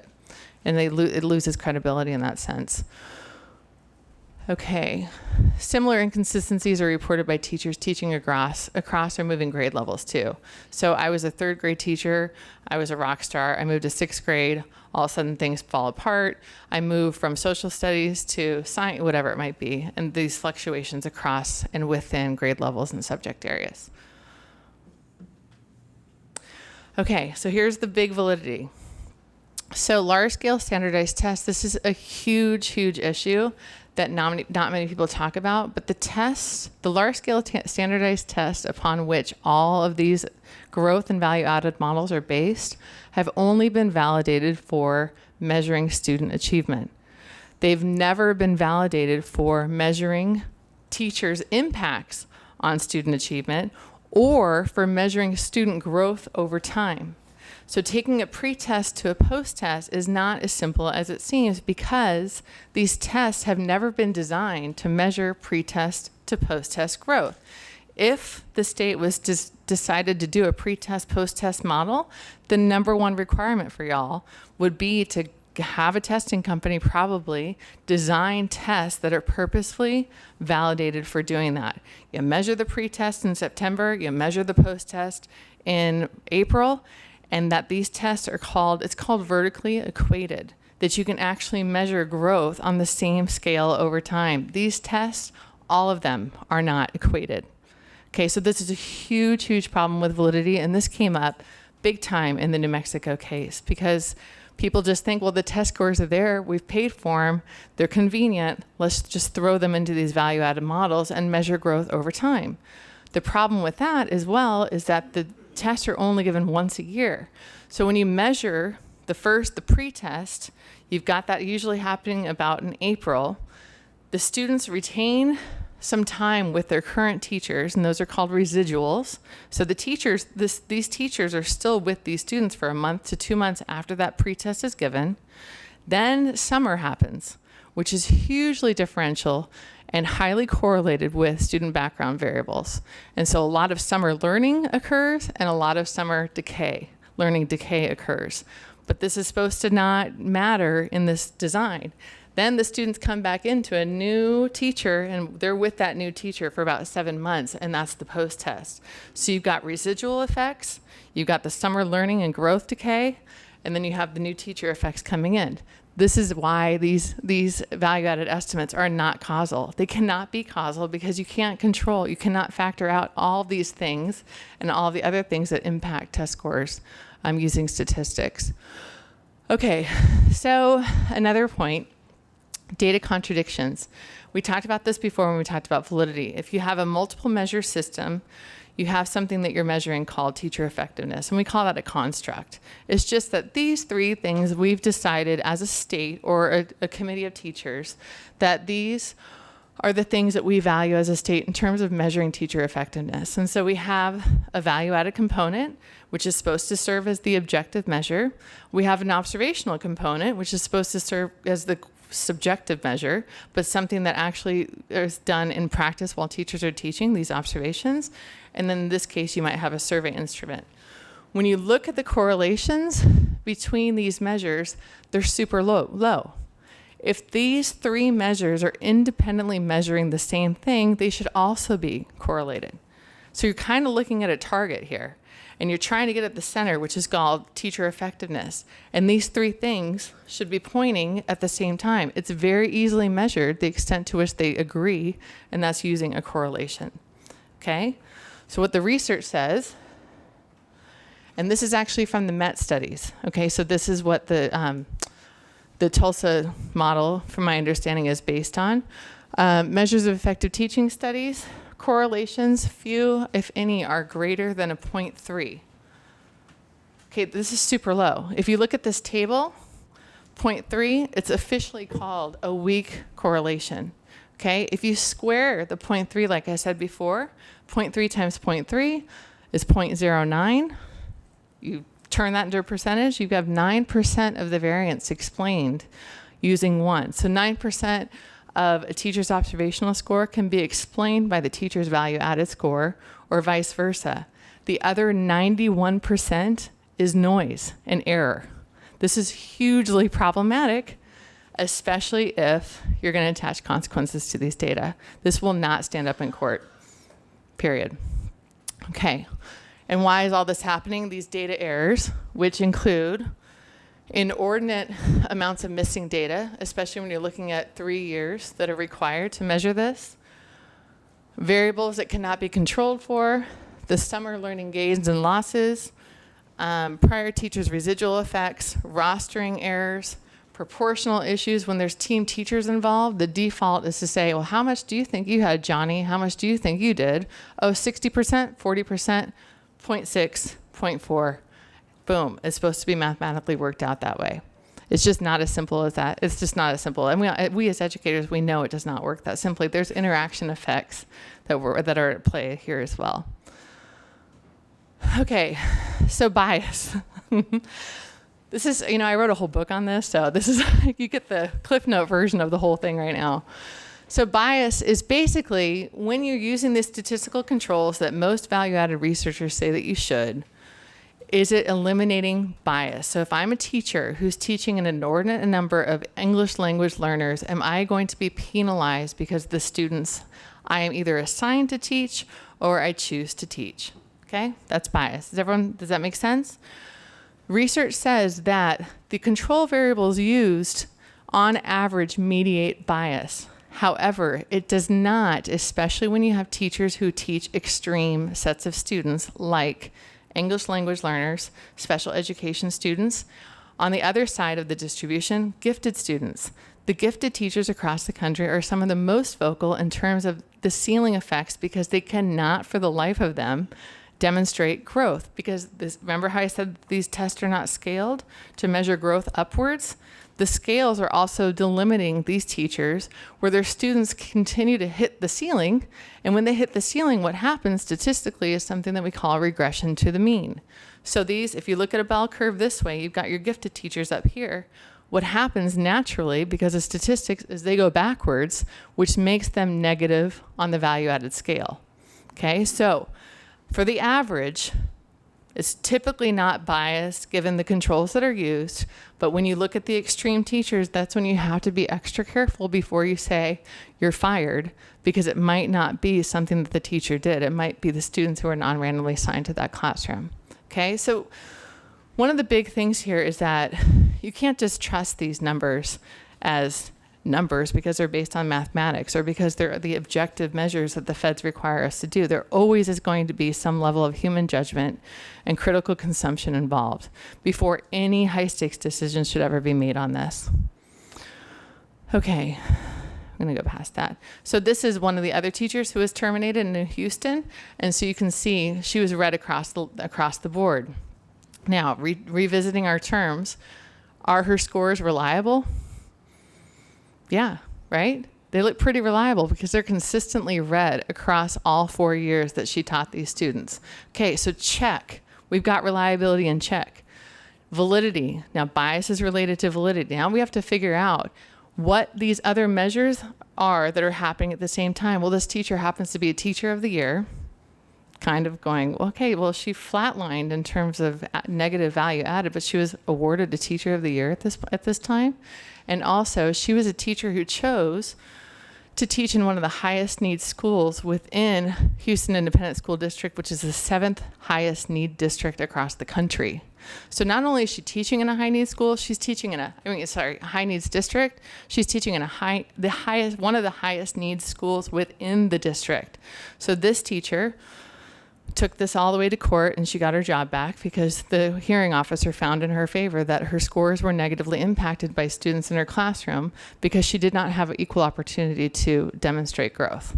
Okay, the other 2 teachers that we looked at, they ended up quitting, which is unfortunately a reality, which is more common than we'd like to, or that we understand, I believe. Okay, so there's also a set of unintended consequences. I'm not going to go through that right now, just in terms of the interest of time. Fairness, I talked about this briefly before. This is the issue that we're still only talking about 30% to 40% of our teachers. So there's a lot of investment in terms of that side. Transparency. Research clearly says that teachers do not understand value-added output, and they cannot use that output to increase their effectiveness and also, more importantly, demonstrate that increased effectiveness on test scores after time. I think somebody had a question about that. There's literally not one research study that says using a value-added measure for educational reform increases student learning over time. Not one study. And largely because these are based on large-scale standardized test scores that are not necessarily instructionally sensitive, which is one issue, but also that the teachers don't understand the data and how to use it. And if you look at some of the output files that the companies will send back to teachers, you yourself would say, really, how am I supposed to use this? Because it really is, a couple bar charts and that's about it. Because it's such a large level in terms of being a large-scale standardized test. Another finding from transparency is that a default recommendation typically from state departments is they'll say, if you don't understand your value-added output, ask your school administrator. And then the teachers go to the school administrators and they're like, I don't understand it either. So it goes back and forth in terms of that. And that's actually part of the New Mexico lawsuit as well, is that they don't know what's going on with these output, yet they're supposed to be using it to improve themselves because they're being currently put on professional improvement plans to improve their value added. And they're like, we don't know how to do this, but yet they're on these plans. And that's related to formative use. Whether they can use these output to inform their instruction. Inform is basically the synonym for formative. Okay, so I'm going to go on to Oklahoma here in a moment.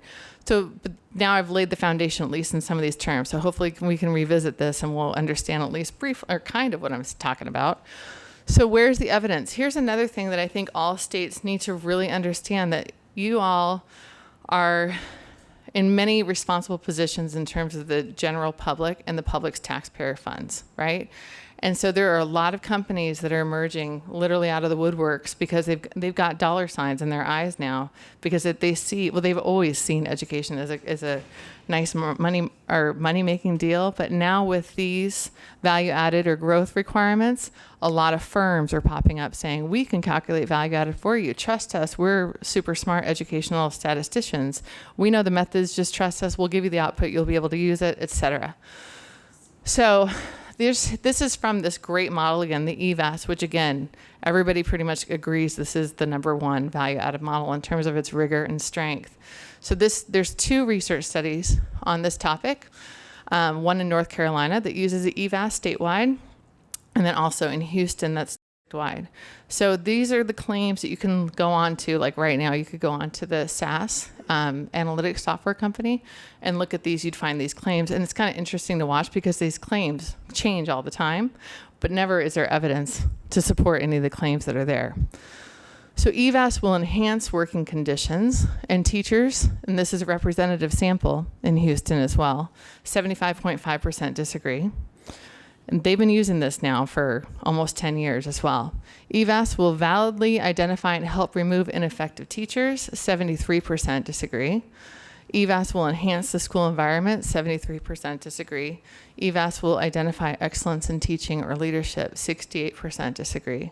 Okay, so these are the marketing claims without evidence, again. And I've actually contacted the companies trying to get evidence for these claims, and I just haven't gotten a response.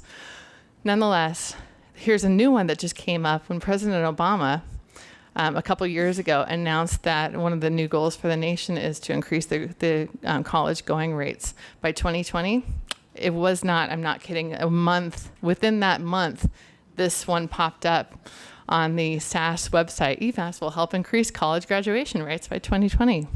Okay, so these are the marketing ploys that we as public intellectuals need to critically consume, and also not just accept them because the feds are telling us that we have to, or whatever that might be. So I just presented at the NEA, had a big conference 3 weeks ago in Austin, and the lawyers are gearing up in terms of false claims that are being delivered to especially state departments of education and districts in terms of this regard.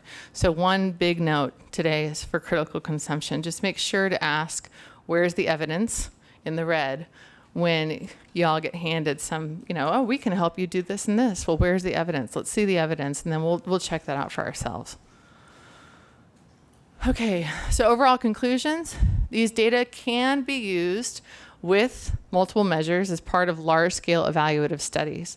And so a lot of people agree. The value-added research, if you want to research the impact of some program that your district adopts, that's fine. Use a value-added model. Use a covariate adjusted model. All these models essentially do the same things in terms of looking at impacts of something over time. Fine.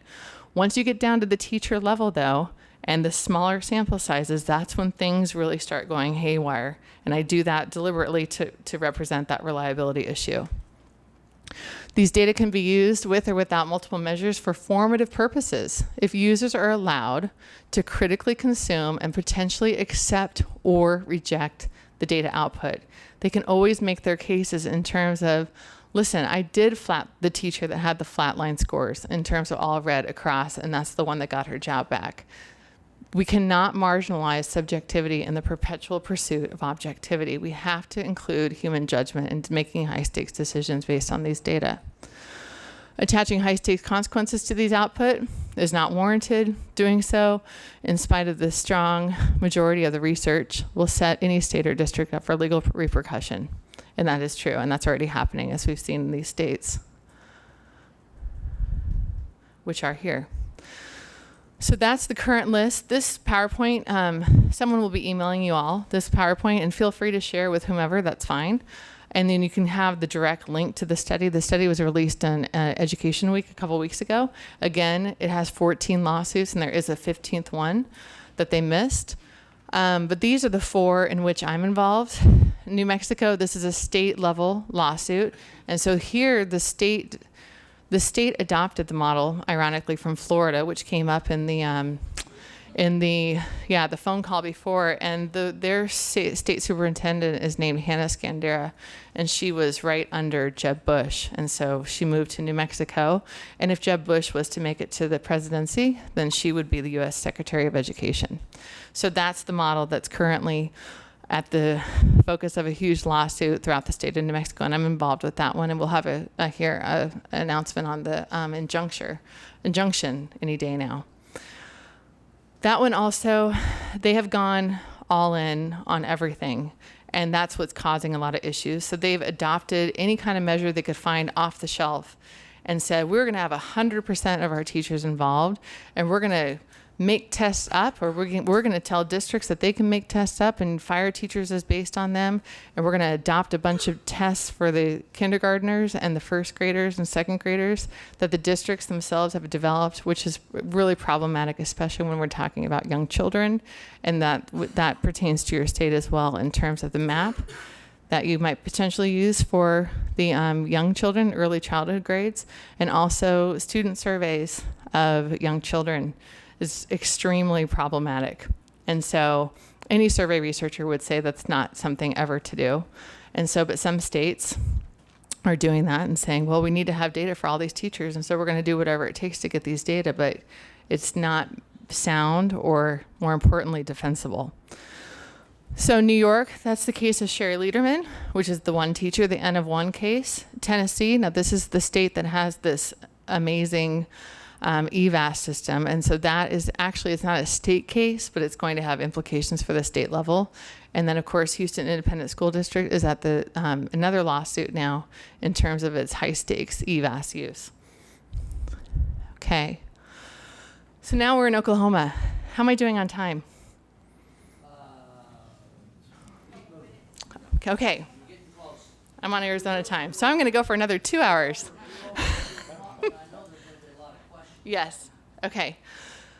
All right. So these are the documents I've reviewed for your state. And so there's one claim that we're only going to use reliable, valid, research-based metrics. And so let's have this at the foundation of our discussion. So we already kind of have at least a little bit of a working knowledge about what reliability means and what validity means and what research-based might mean, although we haven't looked at the research yet necessarily.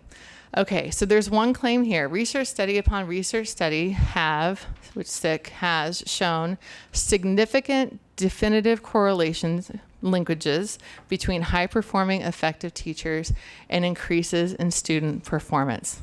Okay? True or false? We know, remember the chart that I showed you in terms of the gray, what the correlations are? They are small to moderate correlations. Okay, all the correlations across all the studies, including all initial analysis and secondary analyses of those measures of effective teaching, are literally not getting larger than a 0.3. Okay, when we're talking about descriptives, that's okay. If you're not going to make any decisions on that, that's all right. But when you're talking about consequences, you need those correlations to be up in the strong area. Because if you're not in the strong area, it's not defensible. Strong, if you remember, 0.6, 0.7, ideally 0.8, 0.9. If you can get it up there, golden. That will be the state to watch. That can, I have to be careful when I say that because you can also artificially conflate this. So we have to come back to that note. Another claim is, and I believe this is coming from the materials that were presented on the same day that I Skyped in. So after that was over, I received all the materials and then analyzed those. So this was coming from the Tulsa schools. Teachers like it. So here's something that a lot of states are doing, especially when states are looking to adopt or endorse a certain model. They'll have different districts come in and talk to their state board of their TLE committees or whomever that might be. And often what's done is that new teachers are brought to the table and they say, this system's amazing. We love this system. It's great. I'm learning so much about myself as a new teacher. And I'll ask you, is that a valid indicator? No. Because that is not generalizable. That's really, in our world, that's dismissed as anecdotal, right? Because you have to, critical consumption, you have to ask yourself, do these teachers who are endorsing this model, do they generalize to the rest of the population? And if the answer is no, you have to take it for what it is, and that's anecdotal. But this is happening across the country in terms of these models are great. Doing that is almost equivalent to surveying young kids. Because young kids are pretty happy and they love every teacher that they have, right? They're like, I love school, I love learning, I love my teachers, I love life. And they'll respond that way on a survey instrument. And that's why every self-respecting survey researcher will not conduct surveys with students younger than 4th grade, 3rd grade, because after that, validity is thrown out the window because you can't make any inferences based on low variance is what it's called, but it's just, they're just happy to be here. It's kind of the same thing with new teachers. I was a new teacher once. I was always the one pulled in when people were coming to look at our new programs. I'm like, this is amazing. This is the best thing ever. Our whole state should adopt this. I mean, I live that reality too. So one recommendation on that is to actually probably work with an external researcher, and this does not have to be me. I'm not doing any kind of shameless plugging here. But work with an external researcher, possibly from a university around here or something, and do a large-scale survey research study of teachers and say, what do you think? What are the strengths of this? What are the weaknesses of this? And if you can make those results generalizable, then you've got some really good information from which you can work. But I would highly recommend y'all not to follow anecdotes in terms of making huge decisions about these models. Okay. Then, of course, this came up, and I believe that there's an affiliation with VARC here, but this is something that is used over and over and over in terms of adopting how simple it is to measure value added. And it's as simple as, this might look familiar to you? Yes. State after state is using this, and this actually does come from the Value Added Research Center in it's Wisconsin. And so this very much oversimplifies the complexities involved with doing this, most of which I've already covered, and I cover also elsewhere. And then this, because you'll all have this PowerPoint, I won't read this to you, but this is Stanford's Ed Hartel. He's probably one of our top educational measurement specialists in the field, in the Academy of Education, and he wrote a whole narrative in terms of why this is misleading, because it's just not as simple as theory might suggest. So you can read that later. Okay, so here are the claims in Oklahoma that I came across that are specific to each of the three measures that I believe you all are working with and or considering. Okay, so state calls this the quantitative portion. True. Okay, so these are based on tests that are meant to measure, again, student cognition, student learning, student achievement. They're not validated to measure teachers' impacts on that. They're not validated to measure that achievement over time, but they are validated to measure student achievement at one point in time. That is an objective quantitative measure, okay? So if you all stick with the quantitative and qualitative kind of dichotomy that you're using in terms of language, then this would fall into the quantitative side. Value added versus growth is not required by state statute. True. So I came across this. So your state statute, in addition to the federal regulations, do not require value added. So I don't know how far along you are in terms of the value added modeling, but you could possibly, when you look at the reauthorization, you might consider switching that up and possibly saving money. Measures the causal impact of teachers and schools on student achievement. This is false.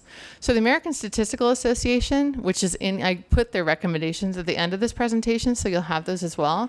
American Statistical Association in 2014 came out with a position statement on VAMs, and this is one of them. They are not causal. It's not that teachers are causing this achievement or this change in growth over time.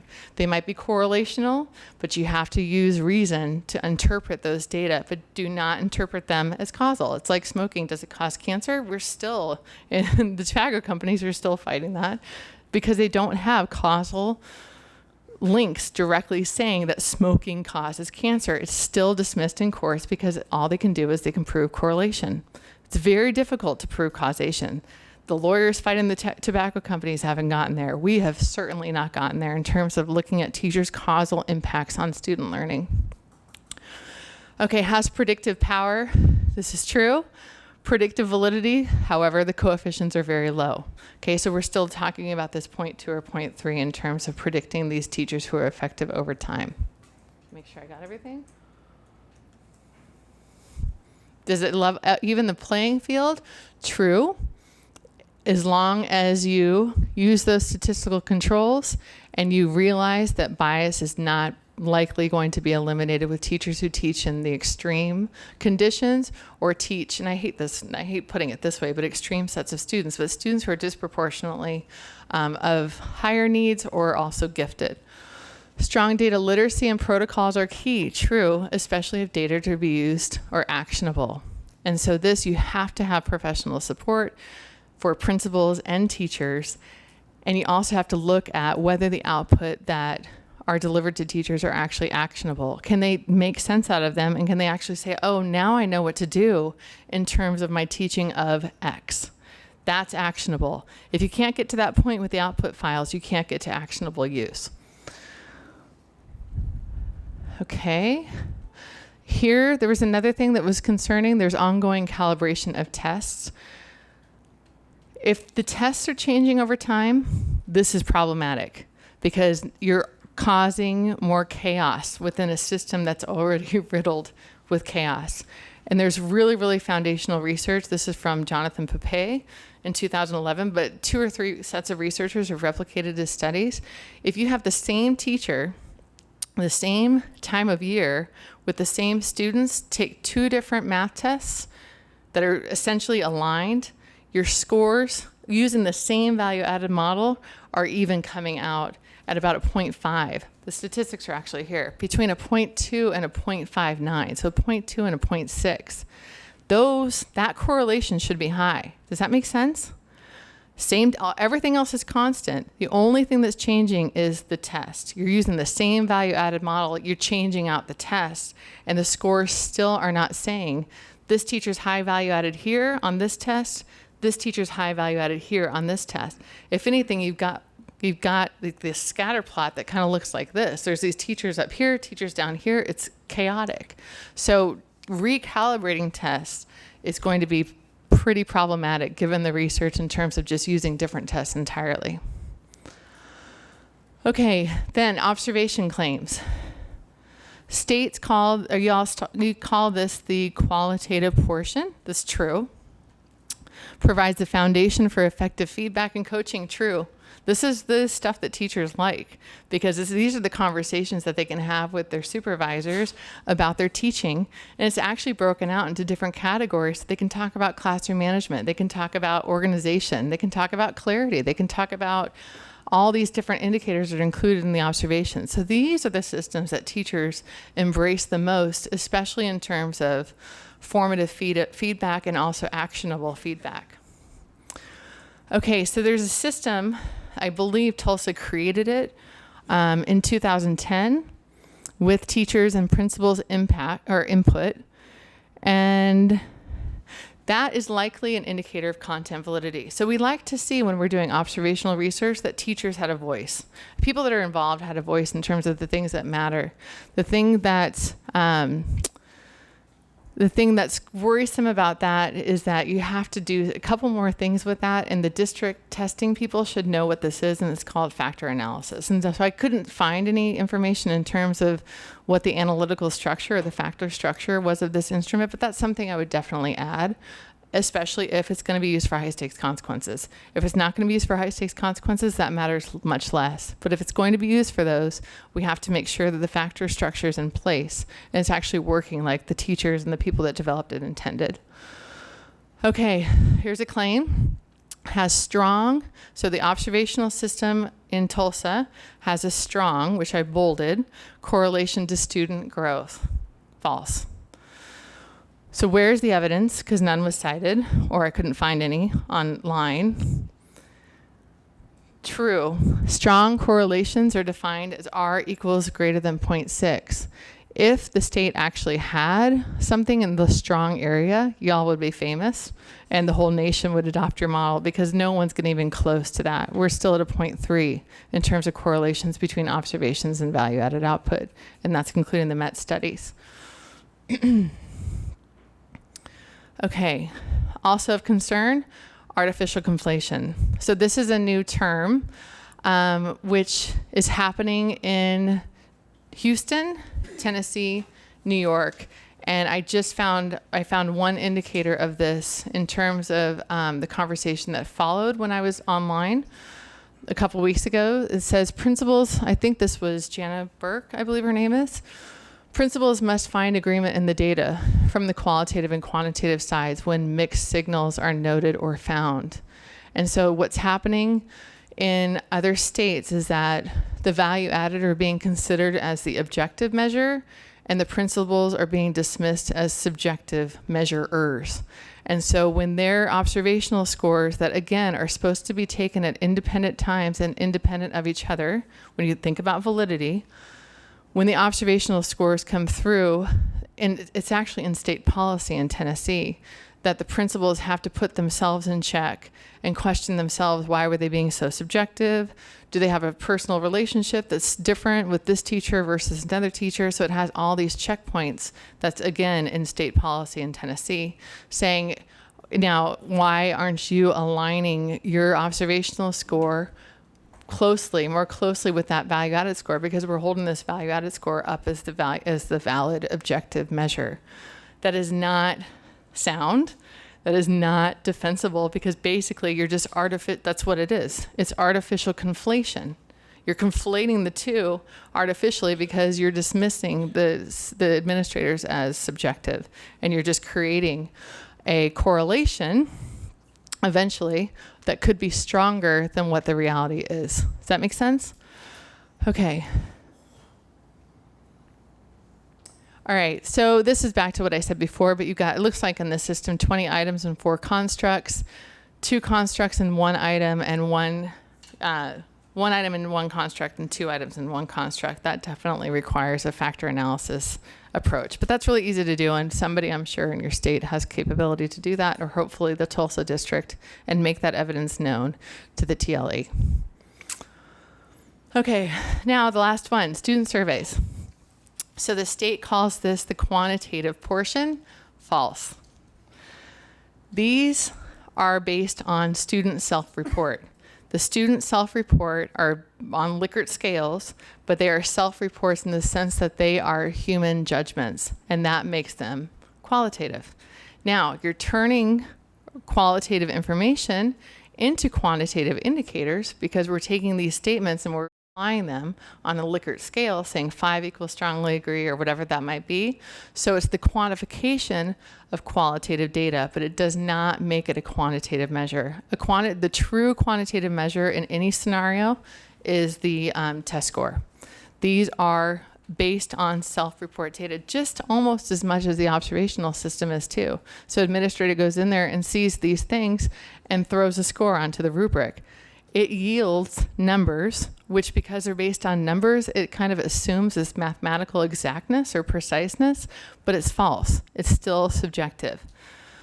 So I would caution the state to maybe not use the student surveys as a quantitative portion, and maybe kind of take away from or step back from that language and maybe look more at the language that the feds are using in terms of the objective measure of growth, and then these other measures that are potential measures of the teacher's effectiveness. Okay.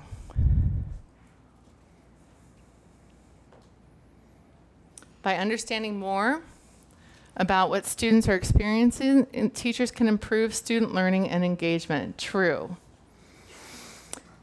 However, there are a lot of issues with survey research as well. And so best practice in terms of survey research is actually items, usually no more than 10 items, because there's a thing called halo error that resounds across survey instruments, especially when used to evaluate teachers or instructors in higher ed, because we're evaluated with these all the time. But also they're imperfect measures for many reasons, which I'll come to. And they cannot be interpreted as truth. And so oftentimes one of the practices in terms of survey research methods is that we include open qualitative items, which would make it even more of a qualitative instrument in terms of just general feedback that students might want to provide. That's usually the feedback that teachers use more than the Likert scales that go down the items, especially when you've got an instrument that has more than 10 items, typically. Okay, so the tripod that I believe you're considering has the 7 C's: care, confer, captivate. I think you're familiar with those. Clarify, consolidate, challenge, classroom management. My writing is getting smaller, so I apologize for having to turn around. So this one is increasingly being used as one key indicator to evaluate teachers across the U.S. and unsurprisingly used throughout the Gates Foundation studies, the MET studies. Any reason why that might be the one that was adopted? Okay, we know. So Gates is pretty good buds with the developer at Harvard. The developer of the tripod survey is from Harvard. He's actually an adjunct professor too, so he's not and I don't want to discount him, but he's not an educational researcher or an educational measurement specialist. And so the survey was developed in more of a pragmatic lens versus something that's methodologically defensible. This was the model that our state was considering adopting, and we quasi did, even though we don't fully endorse it, because I got engaged with on our state's behalf, with the model developers and asked them for evidence of some of the claims that they were making in their reports.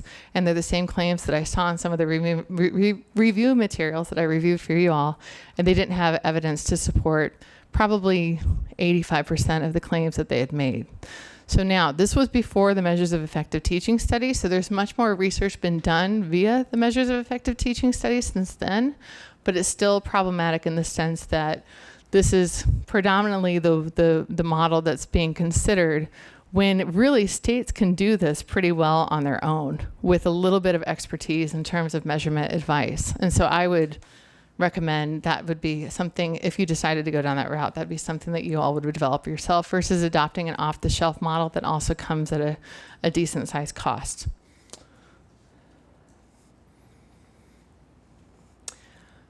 Okay, so my understanding is also that the Tulsa group has just reformatted or kind of maybe used a couple of the C's and not all 7 of the C's. That's also problematic because once you change one item, it requires you to go through the whole process again in terms of research and evaluation. And so I sound like a broken record, always calling for research and evaluation, but I only underscore that if this is going to eventually be used for consequential decision making, it's the research and evaluation that's going to hold them in court. So it might as well be proactive early on before the state or whomever or districts are caught in a court case where you have expert witnesses like me coming back and saying, actually, bummer that it's not there, because you can't land that without solid evidence that's based on research. Okay, so that needs to be done.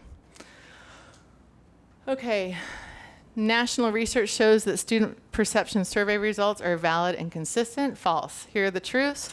If you look at the references cited to support this claim, they all come from the Met studies. So that confirmed the statement I just made before. There really was no research on this model before the Met studies hit. I'm going to talk about what we actually found in the Met studies, but this is not a really research-based instrument. It's based on some concepts that we would agree, like the 7 C's. We could probably agree on those, but it's not based in terms of rigorous empirical research to verify and to validate to states that y'all should adopt this, because we have this evidence to support that you're walking on strong on ground.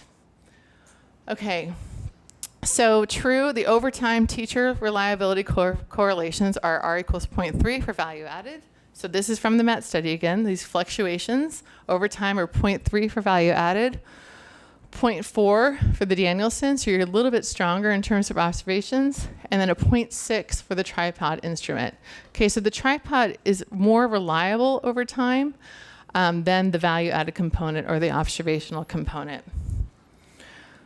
Now, I don't know specifically which ones you are using. Classroom management, according to the Met studies, is the strongest indicator of value added. However, it's only strong at, yet again, the 0.3 level. So every time we're talking about these correlations and we say that they're significant, they're very, very low. In fact, most researchers would dismiss them because they're so low. If you're not getting into that 0.5, 0.6 level, and for consequences, 0.7, 0.8, you can dismiss them because you cannot stand on those correlation coefficients with confidence. And then the next predictive in line, which is less than a 0.3, were challenge and control. So you know your system or Tulsa system better than I do, but those are the 3 that came out in terms of this research, but they're still very weak as the 3 best of the 7 C's. Okay, this is a big one too. There was a claim that the survey is not a popularity contest. That's false. It can be, and this is why analyses of bias are so important. So we in higher education have been using surveys to evaluate ourselves as instructor. We don't evaluate us, the provost does, for years. Like we're talking 30, 40 years. So there's a lot of research on this. Not only is it a popularity contest, it's a personality contest, it's a charm contest, it's a charisma contest, it's a how flashy you can be up on stage contest. It's a gender contest where females are often graded differently by male student respondents and vice versa. It's an age contest. It's a race contest. These are all these things that biases output and make them invalid. It's very difficult to do. So we use those as one of multiple measures. We have systems actually that are very similar to the teacher evaluation systems, and we actually use them sometimes to terminate teachers or instructors or deny them tenure. And our systems actually work because at the end of the day, we always have human judgment, and we know all the limitations to all these measures that are supposed to be working together. We know that. We can say, you know what, this teacher actually, we've got a committee that agrees this teacher needs to be terminated or denied tenure, or vice versa, rewarded monetarily. We've got merit pay at higher ed. Okay. Dr. Beardsley, let me jump in. What's that? Let me jump in a second. Please do. How many slides do you have left? So we're trying to Like wrap this 2. up at 3:30. Okay. Where am Okay, I? and then we still have another presenter, and there's a lot of questions. Okay. Okay, so you want to wrap up your, because I'm going to let you have a closing statement at the end, but can you wrap up your next 2 slides? will. Because I think we get it. You're giving us data and information to reinforce that the path of where we are at the State Department, what the committee's working on, is that you're building in regards to it. There's data to support that what they're doing is not a good idea. Okay, good. we get it. So it's okay, clear? Wrap it up. Okay. Okay, so I'll leave those for your critical consumption for another time to wrap this up. I want to underscore using it for early childhood students, not a good idea. I'm pointing the wrong direction. And then other things that just came up, and I think that I could pass that.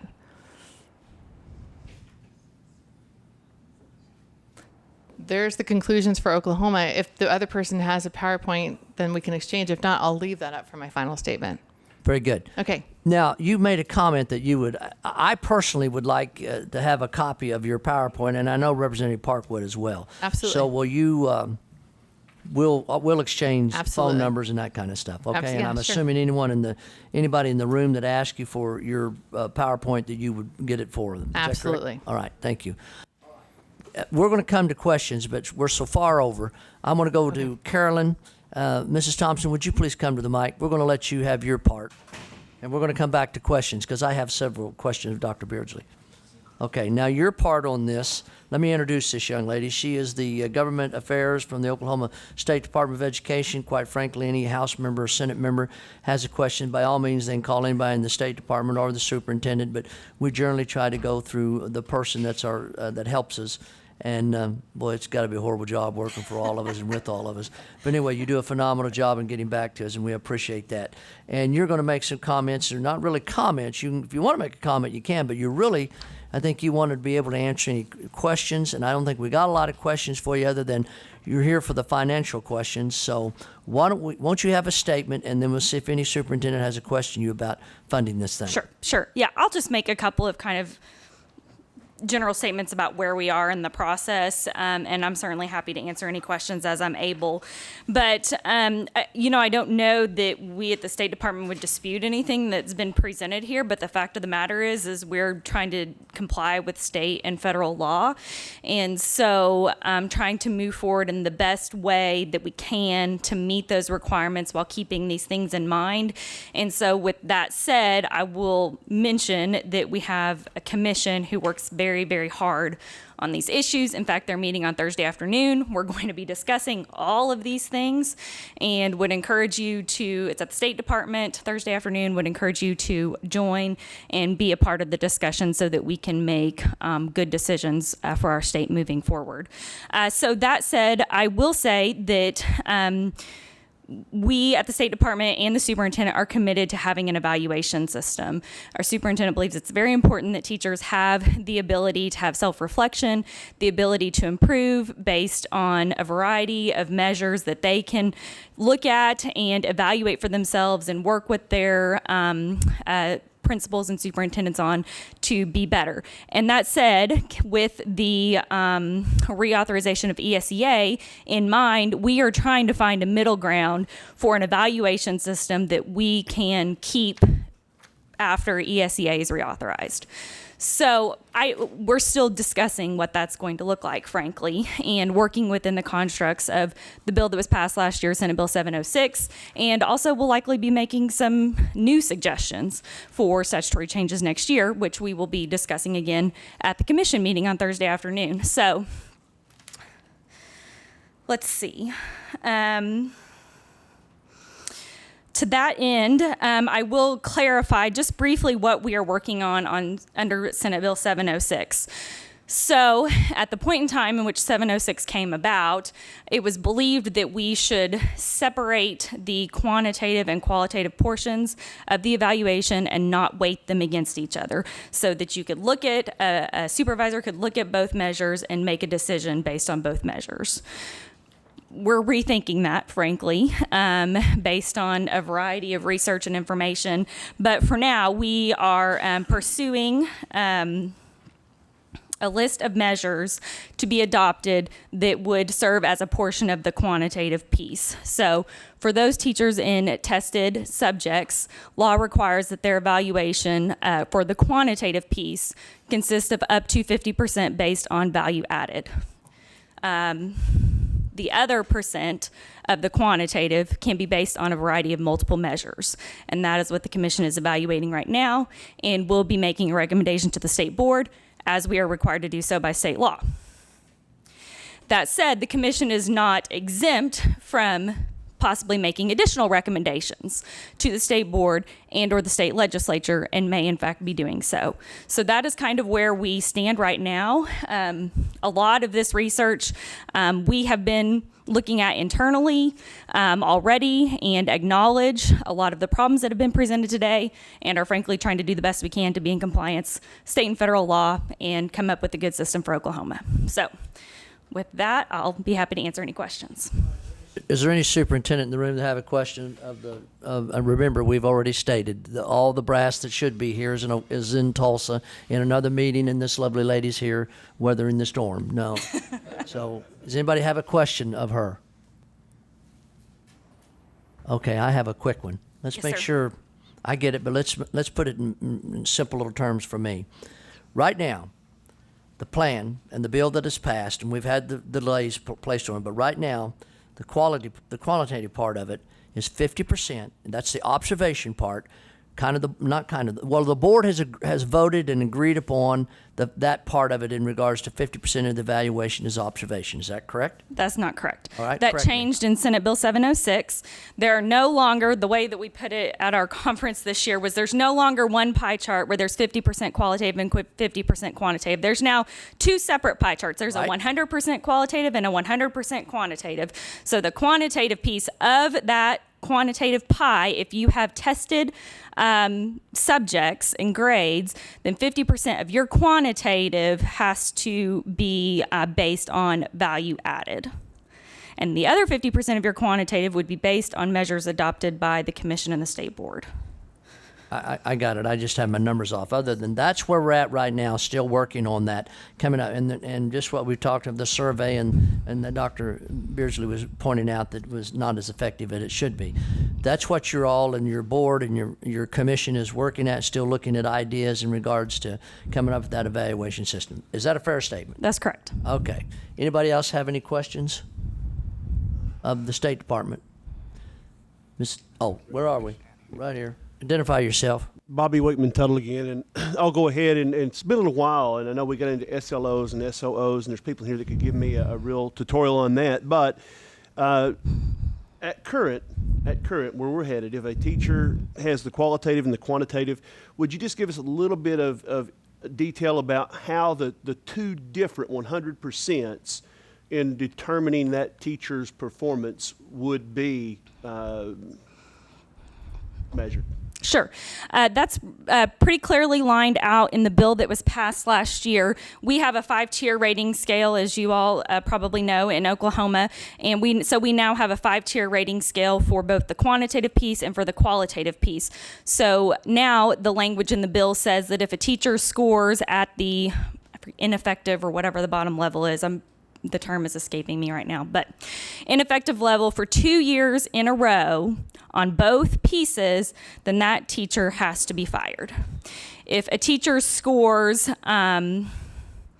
ineffective on one of the 2 pieces for 2 years in a row, that teacher may be fired. And so that's where we stand right now. It's pretty clearly laid out in statute when a teacher is required to be fired. But that does not start until after the 2017-18 school year. And I think that was the point, that the quantitative could be ineffective for what period of years and still that teacher continue in employment if the qualitative is satisfactory. That's correct. Representative Murdoch, you're recognized for a question.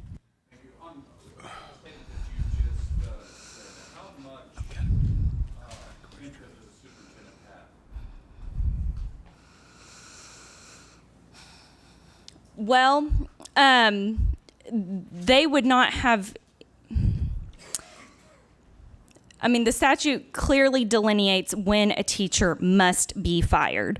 So in that situation, I don't believe that the superintendent could overrule that decision because the statute's very clear about what has to happen in that situation. Now, whenever you've got one portion that has been ineffective for 2 years, I would assume that whatever the district's decision-making process is on when they would fire a teacher would be in place at that point in time as well. You're recognized. I guess where I'm going with this is the superintendent knows what's happening on the ground. They know that teacher and how she is. I have a problem being a state legislator from sitting in my office here at the Capitol telling the superintendent, "Oh, you got to fire this teacher," and I have no idea what she's doing or he's doing in the classroom. Do you take that into account? I can't say that I disagree with what you've just said, and for that very reason, since it's come to light over the last several weeks, that is really just a requirement of our state statute and not a requirement of USDE at the federal level, that we certainly want to look at if we can do that differently and maybe give some more flexibility to districts in that area. So that's certainly something that we're exploring and would like to talk with members about as we approach the next legislative session. With that said, it would also have to be approved by USDE in the waiver, but they have already said that there is additional flexibility that we can achieve there. We just have to find where that is. Representative Park, you're recognized for a question. Thank you, Mr. Chairman. And thank you again for being here. And I guess the question that I had is, as we had visited on the phone and stuff before, I have not, and not pretending that I am an expert on education or anything else. I had brought this meeting together for the superintendents of Oklahoma because of questions and concerns that they had and that they had felt like they had not had addressed by continued questions. But I guess my question was even the comment that you'd made just a second ago with some of the material that was presented there a while ago. Whenever you're saying that a teacher could be terminated, of 2 years, or subject to termination of 2 years, she was below average teacher. Was that correct? Basically. Could be. But by some of the material a while ago, in the data that has been proven data, up to 90 or over 90% of the tests are totally unreliable. So is the State Department of Education willing to subject the state of Oklahoma to potential lawsuits over less than 10% reliability? I mean, I don't know. I will just say that If we got to design the system that we wanted to design, it probably wouldn't be what we have. But as I stated before, we are in a position of it's our responsibility as a state agency to make sure that we are in compliance with state and federal law, and to the best of our ability, make sure our school districts are in compliance with state and federal law. Now, in specific to the research that was just presented regarding value added, we have seen much of the same research. We have been clearly told that by USDE, and it's in much of the documentation, that evaluations have to significantly take into account student performance and student growth. And to my knowledge, correct me if I'm wrong, there's really only two existing ways to do that. One is value added and one is student growth percentiles. And it's my understanding that we chose the value added because it does take into account some of the external factors outside of teachers' control, poverty being one that is talked about a lot. So that is the path that we're on. And I will say, additionally, that I don't think that it has to be weighted as heavily as we have it weighted right now. And so there is certainly up for discussion what significant means, and as has already been stated, how much we're able to push the envelope with USDE for how much that is a part of our evaluation still remains to be seen, and a conversation that we're still willing to have.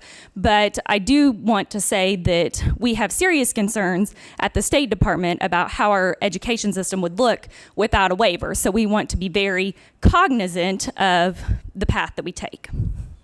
Is that helpful? Okay. Is there another superintendent that has a question? If not, yes, ma'am. Yep. This will be the last question for her. Okay, Carolyn Lisa Presley, Tahlequah Public Schools. So are you suggesting that we're looking at less than 50% for the value added? I'm suggesting that we're going to be discussing it. And we'll be discussing it at the commission meeting on Thursday. And hopefully the commission will be making a recommendation to the legislature and or to the state board as to the direction that we should take. But we have been looking at other states that do it differently.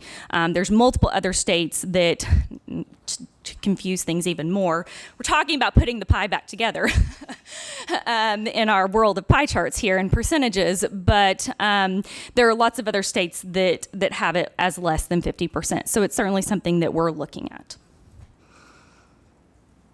Thank you, Carolyn. Okay. Before we have closing comments, I'm going to we're going to ask some questions of Dr. Beasley, but the time, we got 2 minutes and it's 3:30. We're going to go a little bit over because I have several questions, but then what I'm saying is once I shut it down and have closing comments, I'm assuming Dr. Beasley will be here for a while, and any superintendent in the room that wants to talk to her and ask questions, you're agreeable to that. Is that correct, or do you have to catch a plane as well? I have to catch a flight at 4. I have to leave here at 4, right? 4:15, maybe. My comment is clearly I'm going to speak for 1,400 certified employees that I serve. This system is broke. It doesn't work. It's not equitable. It's not fair, as it is now. Statistically speaking, I think we can all sit around here and agree, and I don't know that anybody's going to stand up against you and say, you're wrong. I think we all agree. My thoughts are, we ask ourselves, why are all the reasons that our teachers are, they're tired? And part of it has to do with the fact that we continue to, and I say we continue to make mistakes over and over and over again. So my question to you would be, how do we fix this? So chapter 8 is all about solutions. And make it quick. It's not, yeah, I know. It's not a shameless plug, but what I did in chapter 8 of the book is definitely focus on a solution, and I turned to higher ed and what we do in higher ed in terms of evaluating our faculty. And we use the same kind of pie charts that you all are talking about here. And we have 40%, we have the delineation of this, 40% of our scholarship, right? So that's the articles that we write. 40% of us is teaching and 20% of us is service. So this is you're part of my 20% this year. This is service to the community writ large. So that's how we're evaluated. And we have numerical indicators, particularly on the teaching side. And that's when all of our students evaluate us every year, which I have to add this too, it has to be 70% or above in terms of response rates. If we don't have a 70% response, our student evaluation scores are thrown out because you don't have validity until you get around 70% response. So that's something else that has implications for your state. But we're evaluated with those measures. And so what we do is we put together a portfolio every year. It's called our annual reviews. Pretty much every university does this.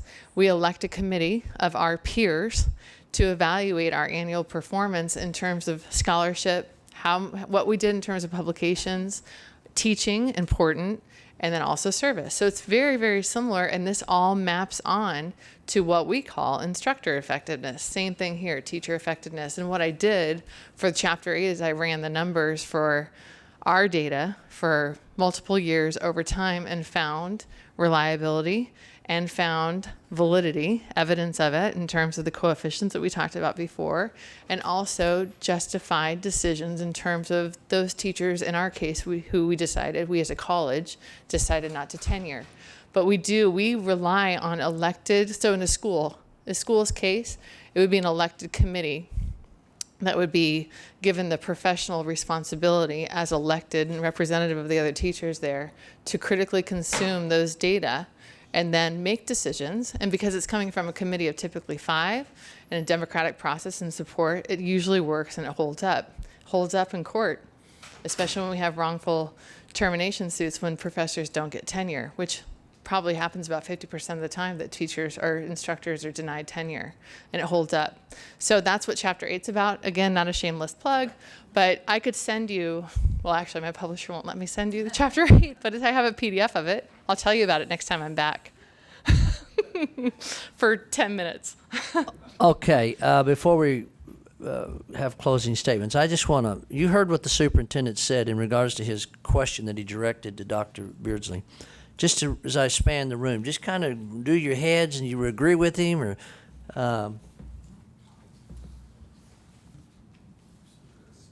okay. In other words, not in other words. I mean, it just, we have to evaluate our teachers, but the frustration I'm hearing from you all today is we got to fix this thing, correct? We have one chance. Right. Okay. Now, Dr. Beardsley, I want to let you close last. Carolyn, you have any closing statement? No, but I'll be around. Okay, yeah, and likewise, I would love if you got to be out of here at 4:50. What time do you catching a plane? What time? 6 o'clock. My Oh, flight okay. takes You got to off. get there early and check in. You never know. Yeah. Yeah. Well, 15 minutes. I can do it in 45. All right. Okay. I'll turn to Scooter in just a second. Closing statement. Then anybody wants to ask you some quick questions, we'll let you hang around. Okay, we'll ask you to hang around until you have to leave. All right. Closing statement. So back to the comment I think that you all were just discussing, there are a lot of states that have a 20%, 30%, and there are states that have waivers in terms of the value added or the growth component. And you are right. It's either the growth model, which is pretty much one model right now, that student growth percentiles model, or you have a selection of these VAMs. And most of the VAMs are designed and developed by for-profit companies, but not all of them. So those are your two options. So that is correct. But you do not have to stick to 50% in terms of what y'all are calling the quantitative side of things, or whether it's 100 or 100. So I do want to underscore that's not absolutely necessary. And also the state of Washington is the one state that has lost its waiver, and I'm not sure if you're all familiar with that. But they have defaulted now to No Child Left Behind, and because they didn't meet the prior goals written in No Child Left Behind, that 100% of their students would be proficient, and by 2014, they're officially a failing state. So all students in their state are considered failing officially by the U.S. Department of Education, and Arne Duncan has made an announcement, which of course Washington's embracing and having a field day with us. so it's become kind of an interesting political spectacle to watch.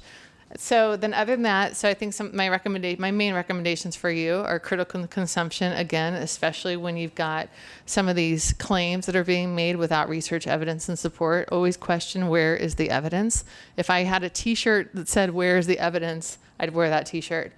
Caretakers of taxpayer revenue, so you're entrusted with the public funds and what to do with those in terms of this. And so there's millions and millions of dollars to be spent, and there's also millions and millions of dollars to be made on these. And so people are literally coming out of the woodworks with dollar signs in their eyes, like I said before. So we have to be critical consumers, but also work on behalf of our schools and public schools to make sure that we're doing these things appropriately.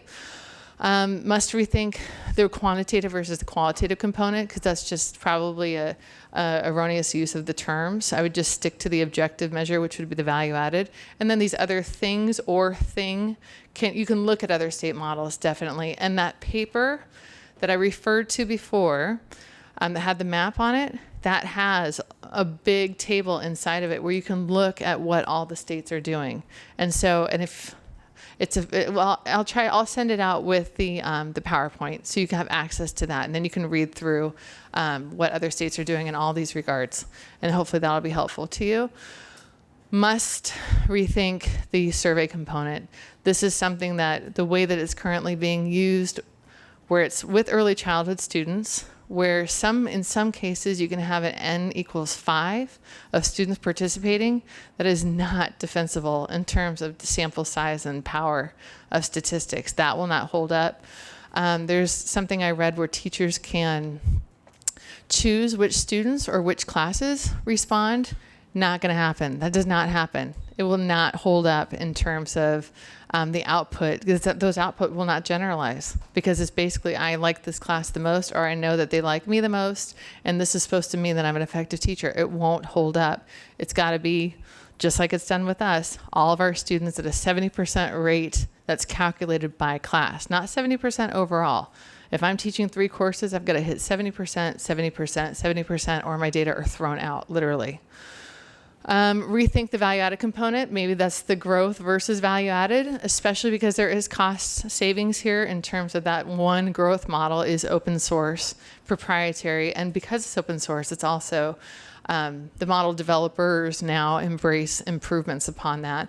And I do want to follow up on that. It does kind of de facto control for some of these covariates in the way that it's designed. So it's not a growth model that's just exclusive of these other things that bias output, but it has been evidenced to evidence more bias. Okay. External research on the observational component is needed, definitely. And also back to what I was saying about the endorsements of whatever model is going to be adopted by whatever districts is trying to, get it put forth. I would strongly recommend doing something that you have generalizable findings to say, these are the strengths of the system as per the teachers who are using it, and the administrators and the superintendents. Local control, again, in our state's testament to this, we endorse these certain things, we give them as options, and we pay for them as a state in terms of these are some of the things you can use, but we hand off the choices that districts make to the district level. And we also hand off what types of decisions they are going to make at the district level. And then also to avoid litigation, I think the key thing here is to remember validity.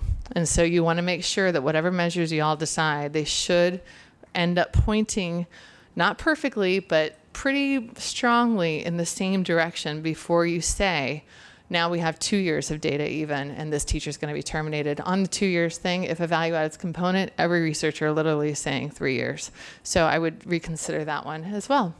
I think that's it. Thank you. You got a little time here when we dismiss.